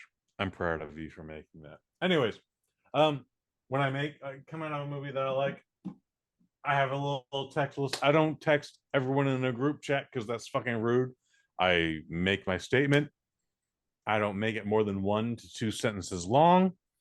And then I copy it and I send it out individually to people that I think will appreciate this review. Mike Fish doesn't get any of these texts because No. he gets this audience right now. I guess, yeah. You are correct. Sometimes, most of the time, regardless of what movie I see, most folks just ignore that shit. Some folks are like, oh, cool. I was wondering about that. Thank you for the review. I will check it out. Other folks are just like very just passive, just like, okay. And that wasn't any different from this. So I got out and I judged accordingly. The list was a lot shorter for this one because I was just like, yeah, Len Kabazinski probably has a daughter in this age demographic, but probably not going to take her. Jameel Hemphill probably has a daughter in his age demographic, not going to take her. So I didn't text him, but I texted several people. One dude I know that has a daughter, totally appropriate for this. He's now like, yeah, man, I'm a middle-aged man. My daughter's 16. The wife can take her. I don't need to be a part of this. And he just went, okie dokie. And I was like, all right. That's a good I was response. happy to get that I'd like to fire off an okie dokie every now and again. It's good. That was a good response. It was a good response. And it wasn't rude. It was just like, I've heard everything I've heard. And because I know him, I know what everything in that response meant. Majority of the women I sent this to, they were like, I got my tickets for tomorrow. And I was like, all right, you're gonna love this shit. Good for you. Enjoy this shit. Sent this to a friend of mine who loves pop music, who is actually in live events. So I was like, yeah, man, you don't have to be a fan of this, but this is the live event. Like, dude, you're gonna see a masterpiece on this fucking screen here. And he was like, new phone, who dis? That would have been so much easier if he did. So dig this. Friday at 8:22 p.m. I texted Time him. is important. Time is important here. 8:22 p.m. on a Friday. I went because if this was 8:25, the story would be very different. It might be. It might be. You might be asleep. Enjoy the Taylor Swift movie. A live event masterpiece. That is all I sent him. It's a hell of a review. Saturday at 10:44 a.m. And guess what? Most folks don't even call back. They don't reply. They pretend they don't know me. I'm okay with that too. We're not looking for immediate gratification, but this is what he sent me. By the let me just put this back. There we go. To my this text, this entire response, this first response is longer than my phone will allow me to accept. I have to scroll down for this response. I don't fuck with Taylor Swift. He could have just left it at that right there, but then he continued. She's the most overrated artist to ever achieve this level of fame. She can literally barely hold a note. Strums a guitar like a third grader at a recital and could not dance to save her life. Next paragraph. Oh, second paragraph. Jesus. This is still the same text, by the way. Fucking hell. This is still the same text. She makes the music for 7-year-old girls, bro, and has a fan base of the most delusional, obsessed. Not cases in history of the world. She wouldn't be a fraction as famous if she wasn't a pretty white girl. Hey, I'm glad you enjoyed it, though. I just saw Barbie, and it was phenomenal. So you were right about that. I was shocked at how good it was. That's his first response. This goes on for about an hour, and I'm going to try and make it as brief as I can. But there's a lot more. There's a lot more. Again, this should have just ended with "I don't fuck with Barbie," and I would have been like, or Taylor Swift. You also work in live event production. I think you would appreciate this for the spectacle it is. So, did you respond to that message, or is his next message? Goddamn right, I did. What did you say? All right. Okay, tough guy. Yeah, there we go. All right, buddy. As someone in live event productions, I bet you'd be impressed with it still. That chick earned every cent from that event. Next text is for me. surprisingly drops a lot of F-bombs though for a 7-year-old, for one who makes 7-year-old music. Uses By words the against way, it. I like it. this is a PG-13 movie, and she drops 3 F-bombs, which is more than the usual 2 F-bombs, which will get you a PG-13 rating. You do more than 2, you get an R rating. So somehow Taylor Swift slid by that. Honestly, I thought she did 5 F-bombs, but I'm gonna go by IMDb. And then she flashed her titties. It was crazy. That would be great. I'm not mad at that. So this next text, going by thirds, is 4/3 of my text screen here. Jesus Christ. This is one of the It's not about situations, being- surely, that you bust out the whole, hey, I'm not reading all of this, but I'm happy for you, or sad that happened. Like, you should just be like, all right, like, just end it. It takes a minute for me to get there, but then there's a volatile reaction to that. I look, dude, just go with me on this, okay? Please, right. just tolerate me. Carry on. This is we've been talking about this for the last 3 weeks, where toxic reactions to not only Taylor Swift but Beyonce come up, and it's like, who put a gun to your head, man, that makes you have to like sit through all this? It's okay. Again, my friend could have just, and I've known this guy since high school. My friend could have just tapped out at like, I don't fuck with Taylor Swift. Or just be like, We cool. would have gone there. It could have been cool. Like, hey, I'm not a Taylor Swift responses. fan, but hey, I Nope. don't want to make it sound like I'm going for my buddy Kush here, so I'll just be like, all right, cool. And just ended it. But no, I guess he came to fight. I was trying to just have a dialogue. Like, I have another friend that I have dialogues with. Guess what? I told a friend Equalizer 3 better than John Wick 4. And he was like, yeah, that shit wasn't better than John Wick 4. But he didn't make it personal. He didn't make it hyperbole. He just went like, this is why I like John Wick 4. This is why I didn't like Equalizer 3. And while I don't agree with him, that's his opinion. And he fucking kept it just short and simple. And we had an adult conversation. This shit gets wild. Can I continue? Sorry, I felt I needed to get another beer. Carry on. I can hear you. You can get another beer. Can I continue? Yeah, go for it. I was listening. I was listening. Okay, babe. You interrupt a couple times, but I'm trying to. I didn't say a thing. You did. Anyway, it's not about being tough. It's about appreciating real music. The production side would probably be something interesting. I had no problem with her until her delusional fan base started comparing her to Michael Jackson.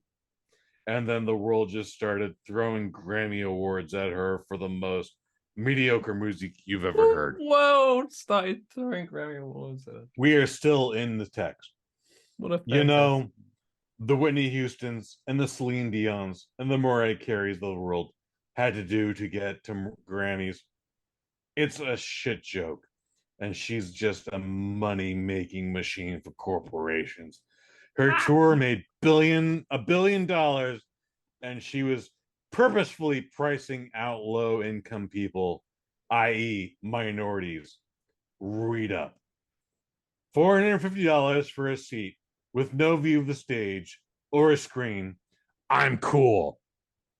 There will not be a single person reciting one single of her songs 30 years from now. Next text. Oh, Jesus. Yeah, I imagine if a black woman who made her music for 7-year-olds dropped F-bombs. Because texts are not imperfect, I dropped out my next text. My response was, actually, Rihanna seems to be killing it right now. Beyonce. LOL. She seems to be doing all right for herself. Heard a lady named Beyonce is also paying her rent with no issues. LOL. Fucking hell, man. LOL. That's me right there. His next response is, How dare you say the name of Beyonce in the same breath as talking about Taylor Swift? ... Have you heard Rihanna sing? Have you seen Rihanna dance? GTOFH. Get the fuck out of here. It's all pop that's music. the point I would just respond. It's all made for 7-year-old girls. That text exchange was made for the sir. This is a Wendy's response. Like, dude, I just said I enjoyed this fucking movie. Bro, we're not even halfway through this exchange here. So I wish I had popcorn. This is he great. brings up Beyonce. So I immediately text him a picture of Beyonce and Taylor Swift in a picture together at her movie premiere, red carpet event, whatever. They seem to be okay in the same picture. I'm sure they're fine being in the same sentence. Next text is me. No, I don't know the Rihanna dance. However, she is still pop music, ... for ... in your words, 7-year-olds. His reply. I like you poking the bear. I'm loving this, Kush. I'm proud of you. I mean, I'm just trying to have a conversation here, but now he's getting stupid. I mean, he's been stupid. He's been stupid as long as I've known him since high school. So they are not even. Oh, by the way, this is, to be fair to him, this is like a machine gun of text replies to me. Okay, he was sending me things that were longer than my screen could congest, but now he's just sending me machine gun. Oh, he's getting angry here. now. He's getting angry. He's getting angry here. They're not even the same species when it comes to talent. Next text. What did it say? Species. Not all pop music is for 7-year-olds. Smiley face. Next text. Oh, the people that are in the same caliber as Taylor Swift are artists like Selena Gomez. I don't know what that means. Next text. I like Selena Gomez. She seems nice. She can sing better. Next text. Music is my thing, bro. Next text. If you want to come here to battle, you'll lose. I don't believe that. Next text. What are you battling? Where's the battle? Taylor Swift is overrated, manufactured garbage. Next text. I'll die on that joke. Next text. Hill. I guess he. Yeah, he probably. Yeah, I'll die on that hill. Yeah, I get it. I get it. That's fine. My response to that is, I feel bad for you, music guy. It was a good time. Like this has been beyond ridiculous to me, and thank God I keep my phone sound off so I'm not getting assaulted with ping, ping, ping, ping, ping, ping, ping, ping. But I'm not. This is where. No offense to your friend. No, make offense to him. But he deserves this. If you class to be quote a music guy, you can't be so dismissive of music. Of music, like of music. I'm not claiming to be a music guy, but like as we mentioned previously earlier in this topic, yeah, I am a person that if I'm listening to music, I'm listening to, like 70s, 80s, 90s rock music, like Led Zeppelin, the Who, and then moving on forward to the Cure. I have a type basically, and then later on Slipknot, the heavier stuff, Killswitch, blah, blah, blah, blah. So Taylor Swift isn't my thing. However, to just outright claim that someone who has made probably at this point billions of dollars in music rights and ticket sales, to just say that she has no talent is such an ignorant statement. Like that's so. I appreciate that. And coming from, by the way, people make ignorant statements all the time, but to claim to be a music guy and then to make that much of a huge ignorant statement is even more mind blowing. We're not done yet. Oh, Jesus. We're not done yet. Oh my God. I know. I know. I know. Don't feel bad, bro. I'll just be over here listening, appreciating good music. Sunglasses, smiley face, laughing smiley face. Also, this is the same text.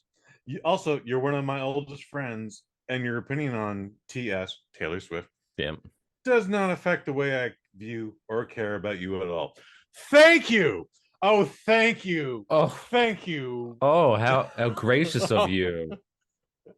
And I think that's kind of where I snapped at that point. But so he was basically insinuating that throughout this conversation, your one fear was, oh my God, does this person, this higher power, this holy music man, does he think less of me now? Oh no. My reply is, I love you too. However, your opinion on music isn't law. I think that's fair.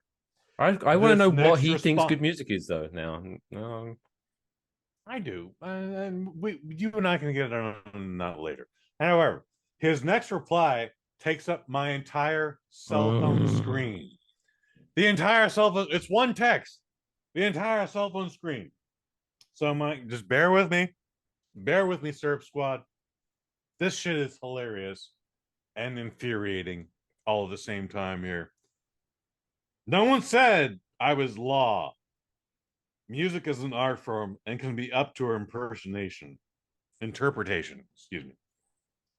But I have a solid foundation in music, parentheses, in logic, and a very wide breadth of exposure and a very eclectic taste in music that helps me see things differently than people who don't. Kind of like you and films, parentheses. Wow. Oh, wow. He's trying to get you on board by saying, hey, I know music like you. Like he was giving you a compliment about your movie knowledge. So he was trying to get you on. He was trying, come on, baby bird. Do you want a candy? Do you want a candy? Come to my side. Come to my side, the argument. Come on. What a bastard. No. Furthermore, I would be able to defend all of my points in a debate. And just for the record, I like some quote unquote trash music. But no one's throwing Grammys at those artists and say that they're Michael Jackson level famous. Grammys. This is dangerous. No one is saying that they would be throwing Grammys at those artists and saying they're Michael Jackson famous. Finn. Period. This motherfucker is ending conversation in French. Wow. Fuck you, motherfucker. You condescending motherfucker. You condescending bastard. He tried to end the conversation like a silent movie. What a dick. We're almost done here. We're not done. Oh, wait, so he continued after the Finn? We're 3 texts done with this. Wait, okay? Who responded? Wait. Did you respond to the Finn? I responded to the Finn. Did you respond with? I responded. Sequel, and then continued on with your text? No. I responded with this. And I feel like I gave a disclaimer before all of this. So I went, man, most people I've texted about this have either replied, got my text for tomorrow, or, okay, that happens. You have to have an incredibly unnecessarily reaction to me telling you an event was fun. And if I didn't know you, my reply be, I'm not reading all that shit. I just wanted you to understand that. And this is when he finally snapped. He was already being a cunt at this point, but this is when he snapped. It took you being nice to send him over the edge. I guess that was me being nice, but I think at that point I was just done. And I just wanted it to be over with. And this is his response. Again, it is 90% of my screen here. It is one text. I hope he end. Does it end with the words "end scene"? No. Ah, But that would have he missed I a would trick. have He missed a respected trick. that, especially because you put that. And I just want you to understand, you don't have to send me shit. You think I'm reading hella reviews of other people's opinions on shit when mine is clearly superior?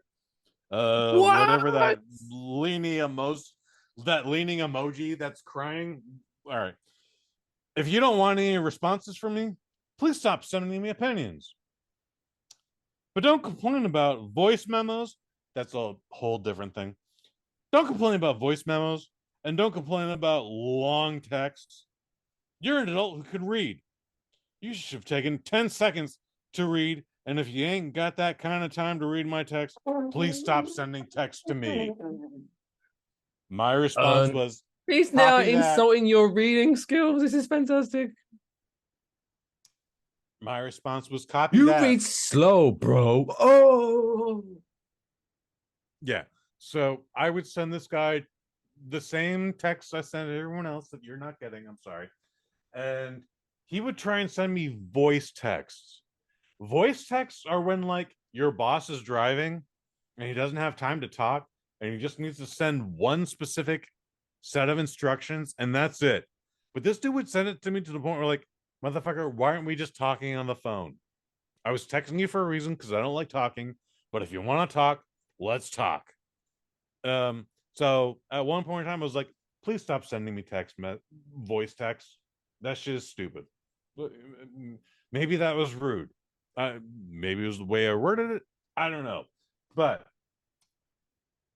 this is the toxicity I'm talking about here. And guess what? I get Taylor Swift is in everybody's fucking aura right now to the point where But no one is. The guy, no, let me finish. The guy she's dating right now has a brother also in the NFL. So when the Kansas City Chiefs played on Thursday, obviously Taylor Swift was there. But then when his brother was playing on Sunday and he wasn't, folks were like, is Taylor Swift going to show up here?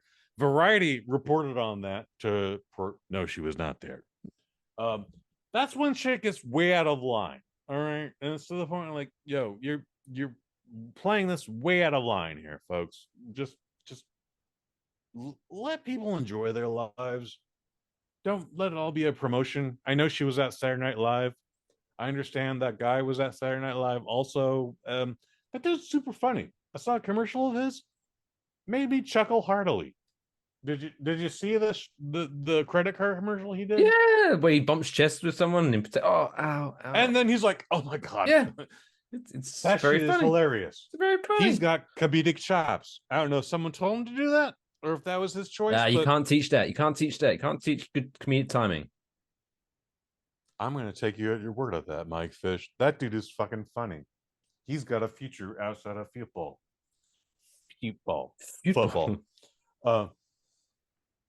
That's what they call it in France. Yeah. So anyways, I showed all of that shit to little sister Hayes. And at first she was like, hey, little brother, I think you might be a little judgmental.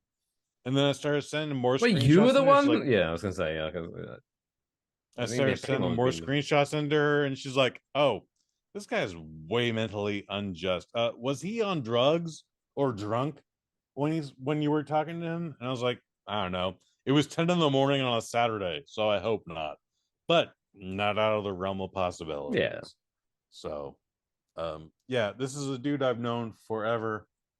This is the most volatile reaction I've ever had to a movie review. Thank you, Serp Squad and Mike Fish, for tolerating all of that. But this is what I've been talking about. No one should be making you feel this negative like this. That little variety thing about, is Taylor Swift going to show up to her brother-in-law's, not her brother-in-law's, football game? People were like fucking like slamming that. Like one dude was just like, I fucking hate Taylor Swift. Fuck her. And like, really? The pop star might show up to a football game and here's the thing. People you're acting this volatile? With that's just people to sound too condescending, and I don't want to sound like your friend here by talking little on people, but it's generally some people don't have the I guess the linguistic eloquence, I guess, to express their true feelings. Because like for me, I think I mentioned this maybe a week or two ago. My frustrations was that hey, I'm happy for Taylor Swift and her new boo. But in certain situations, like I'm trying to watch this football game, I want to hear what these I'm sure it gets pros have to say about the game. I want to hear the breakdown. But all you're talking about is Taylor Swift. Hey, it's cool that she's there, but you've already mentioned she's there. Can we get on with the game 20 now? times too. It's kind of so it is frustrating sometimes, but that's what they're doing. That's what the networks are doing. To turn around and then say, I fucking hate Taylor Swift because she's on my team. She's not directing Monday Night Football. She's just there. It's not her fault they're showing her all the fucking time. I appreciate it can be annoying, but it's not her fault. Like, just chill out. Chill the fuck out. I understand so-and-so was able to make a Saturday Night Live sketch about how ridiculous the NFL is reacting to his now girlfriend. Well, yeah, I think I mentioned it. Was it last week or the week before? But it just makes like the NFL at first, I understood it because hey, Taylor Swift is very popular. So hey, if she's there, let's show her on TV. Look at that! Wow, Taylor Swift. But it got to the point. It got to like desperate ex-boyfriend level of desperation, where it was kind of like, okay, now it started off as cool that Taylor's, but now it seems like the NFL is making itself look weak. Not weak. That's the wrong word. But where it's just like, oh my god, we need the rest of the stuff we show is shit. So we need to keep showing Taylor Swift. Please take it. So it's desperation. Like I said, I definitely said this last week. In a sport where men are gods, Taylor Swift is being bowed before all of them right now. If football players in that analogy, I guess Taylor Swift would be Medusa. Where those men could be gods, but she can fuck you up real quick if she wants to. Right. Anyway, to get back to the review, and this 4 out of 5. Is the whole experience. This is a whole experience. Yeah, 4 out of 5. Look, I enjoyed this. If you haven't seen it, there's 3 more weekends of this happening. I absolutely recommend you guys check it out. You know what? If you're really sneaky about it, you don't have to pay the ticket price for it. All right. Look, we'll get more into that later, but you guys figure that shit out. Otherwise, it's not unworthy of a $20 ticket. Like that shit was fucking very impressive to me. I enjoyed the hell out of it. Do I want to see it again? Nah, not really. But I would love to see certain scenes from it. AMC and Regal were all like, so this is not a real movie. Feel free to take out your phones. Feel free to dance in the aisles. Don't get in the way of anybody, but have as much fun as you can. And at one point, in the first 5 minutes, I wanted to take a picture, and my fucking flash was on, and I felt hell emoted, and then I didn't do anything else with it. That's it. There you go. Flashed in the movie theater. You so stupid, dude. Like, again, I was only with 40-year-olds. I was only with 20, 40-year-olds. I was just like, oh my god, I'm so embarrassed right now.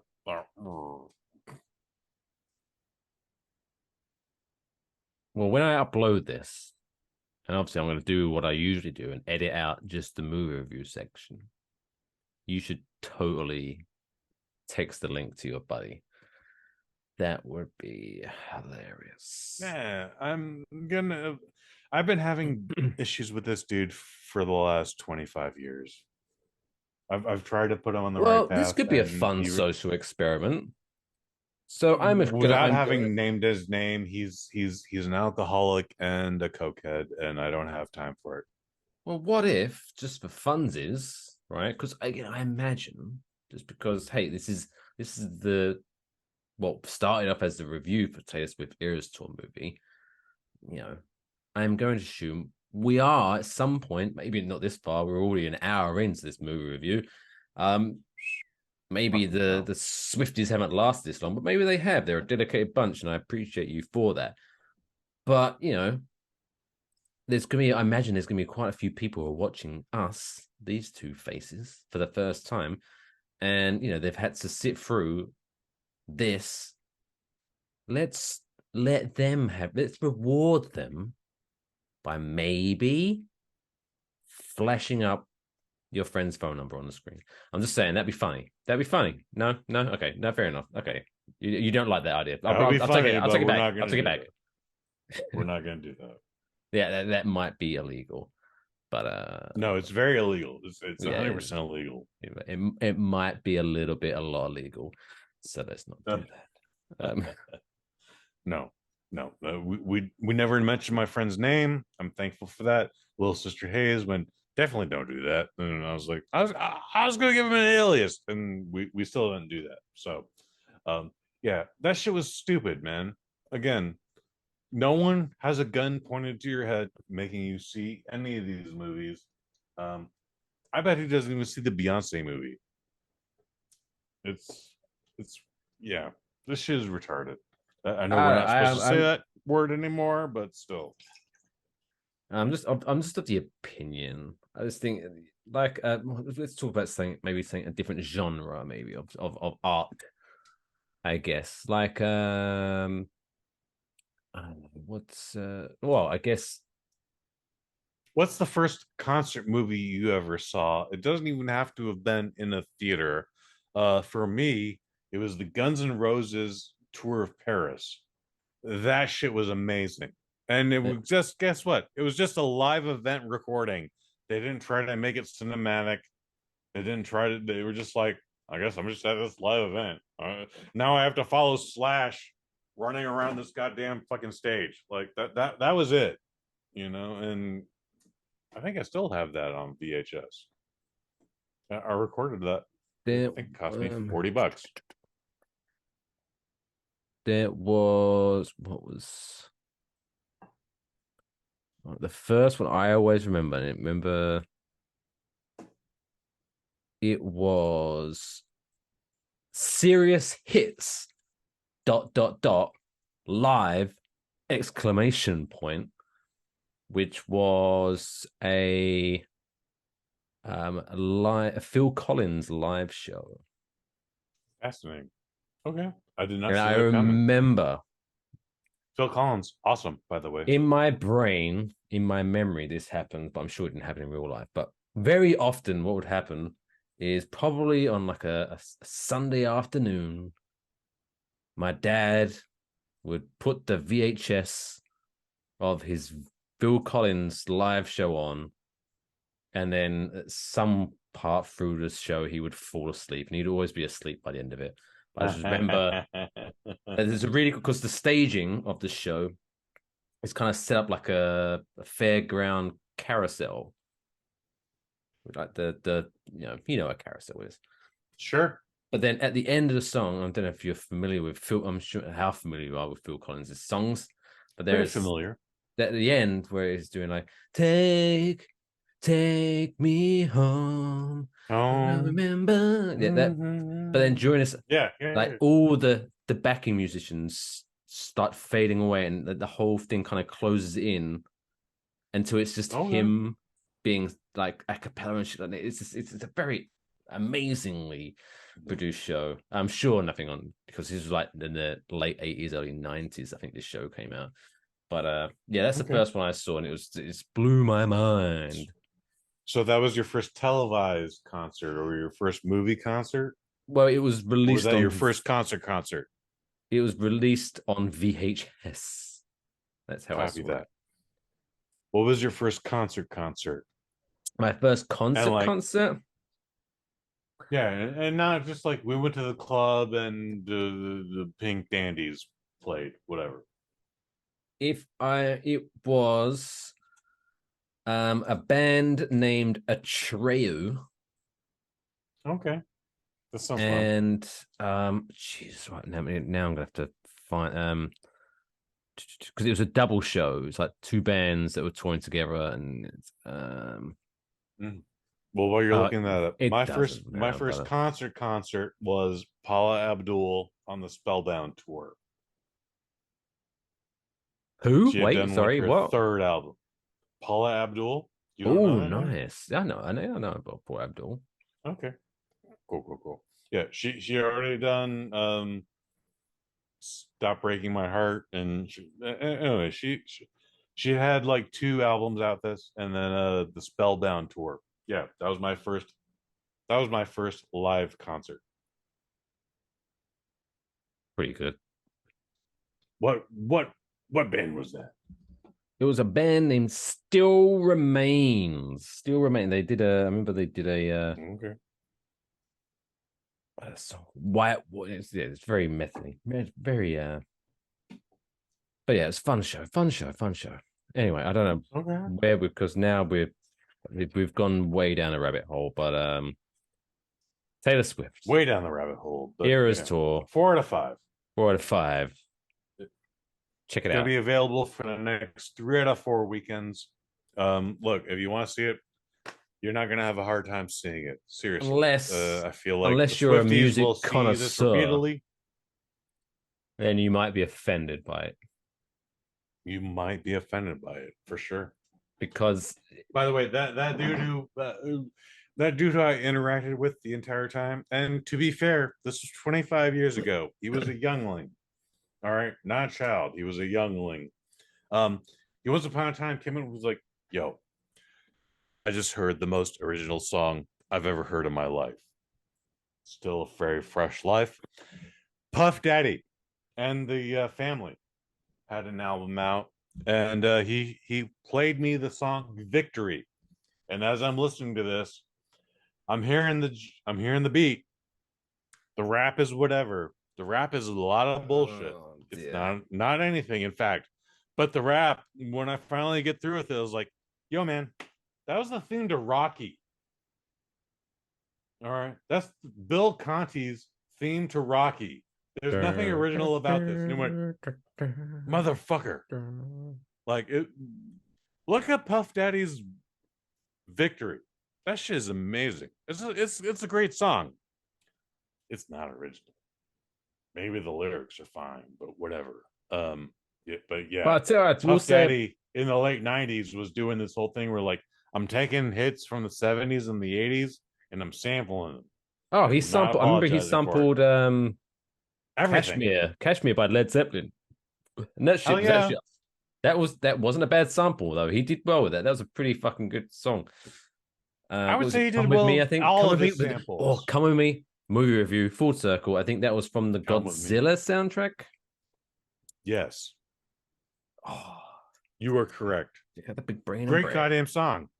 Great goddamn song. Not a good movie. No. Great goddamn song. Anyway, 4 out of 5. Taylor Swift. Eras Tour. Check it out. Fuck me. Anyway, this is going to take 5 hours to upload on my dial-up. Let's wrap up this week's show, as we always like to do, to make you feel all warm and fuzzy-wuzzy inside as we talk about this week's feel-good story of the week.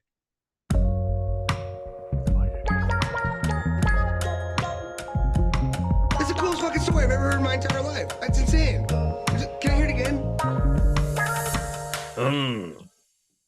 Oh my god!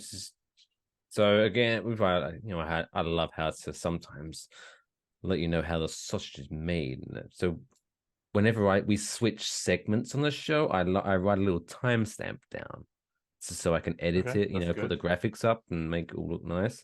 The movie review timestamp begins at 1 hour 27. The next segment 2 hours and 36. That's a hell of a movie. It's an important movie. It's an important review.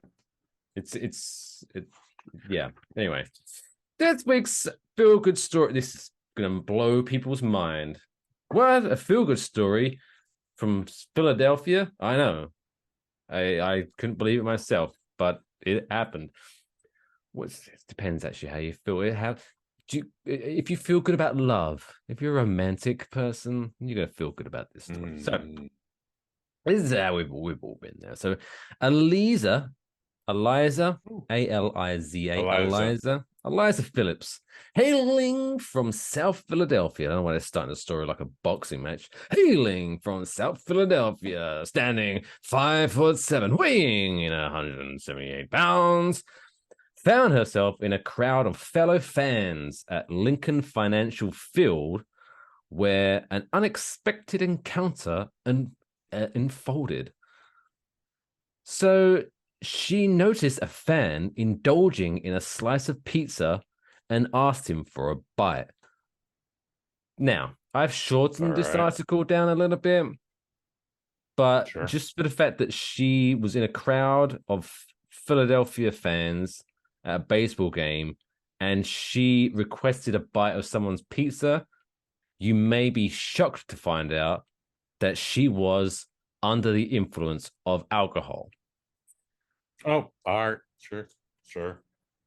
He was wasted, bless him. Anyway, in that fleeting moment, as the article says, as the two shared that slice of pizza, a connection was made that would soon captivate the hearts of many.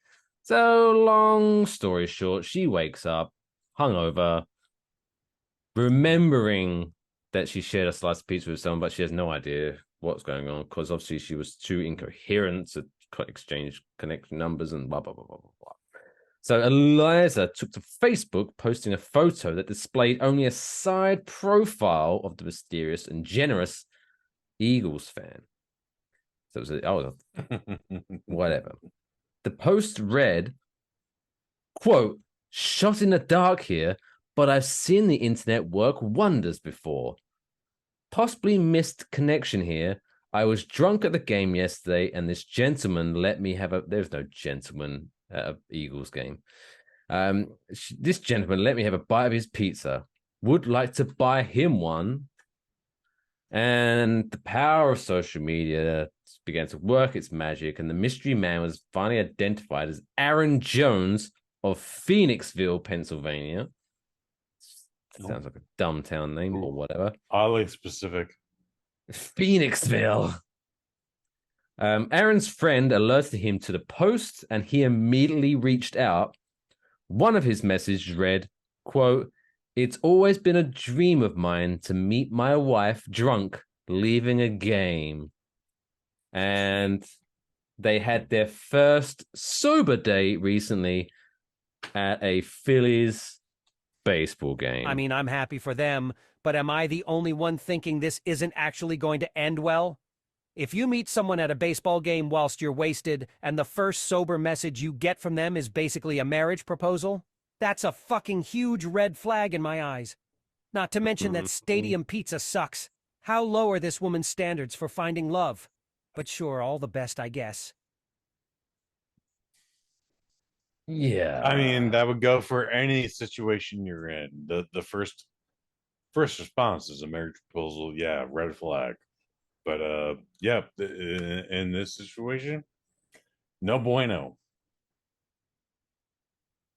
You don't approve of this relationship? I bet there's a resolution. Hit me, Mike Fish. I don't know. They had really great sex. I don't know. That's the end of the story. Oh, jeez. That's the end of the story. Okay. They still got married? I don't know. They went to a baseball game last week. I don't know. I haven't seen the update. Okay. Well, I hope they. But yeah, judging by his text messages, either they're already married or she's in a ditch somewhere, dead. Ooh, I hope they're married. Even for the wrong reasons, I hope they're married.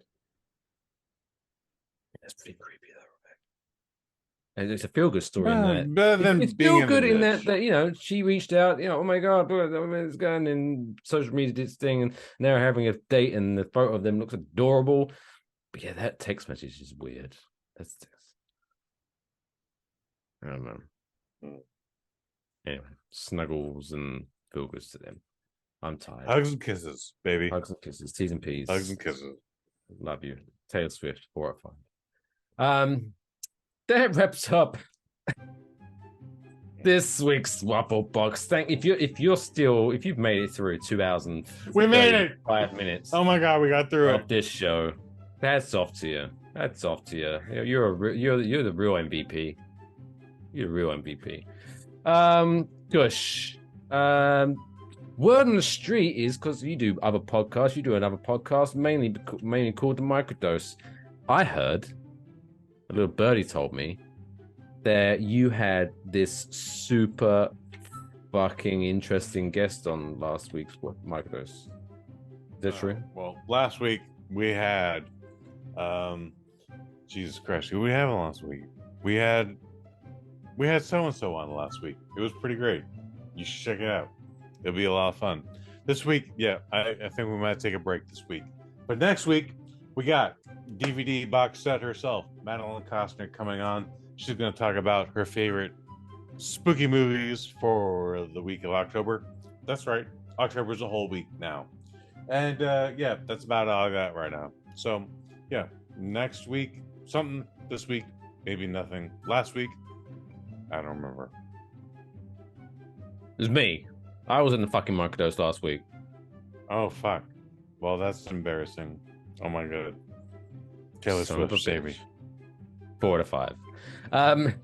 Make sure you follow us on social medias on the X, formerly known as Twitter, at WaffleBox, on all the others, at WaffleBoxPod. Go to enjoywafflebox.com for all the links how you can follow us. Go to twitch.tv/WaffleBoxPlays, where occasionally I will play some video games and chat to you. So you hit the follow button on that one. Go to wafflemerch.com if you do What want games are you playing? I don't know. What's the last one I was playing? I was playing I don't know. That's fair. That's fair, just based on my last opinion. It was I can't remember the name of it, but it's the icon says That's Bass 2, but I don't think that's called. It's what it's called. It's That's fair. Don't worry about it. Don't worry about it. Just no, move on. Move on. Bass 2 video game. We'll figure it out next week. We'll figure it out. Yeah, I don't. It stands for something, but now when I Google it, it's just giving me lots of fishing video games. Shockingly, but yeah, we'll figure it out next week. Go to wafflemerch.com if you want to buy a t-shirt. That's it's over my shoulder. There's one. This, for example.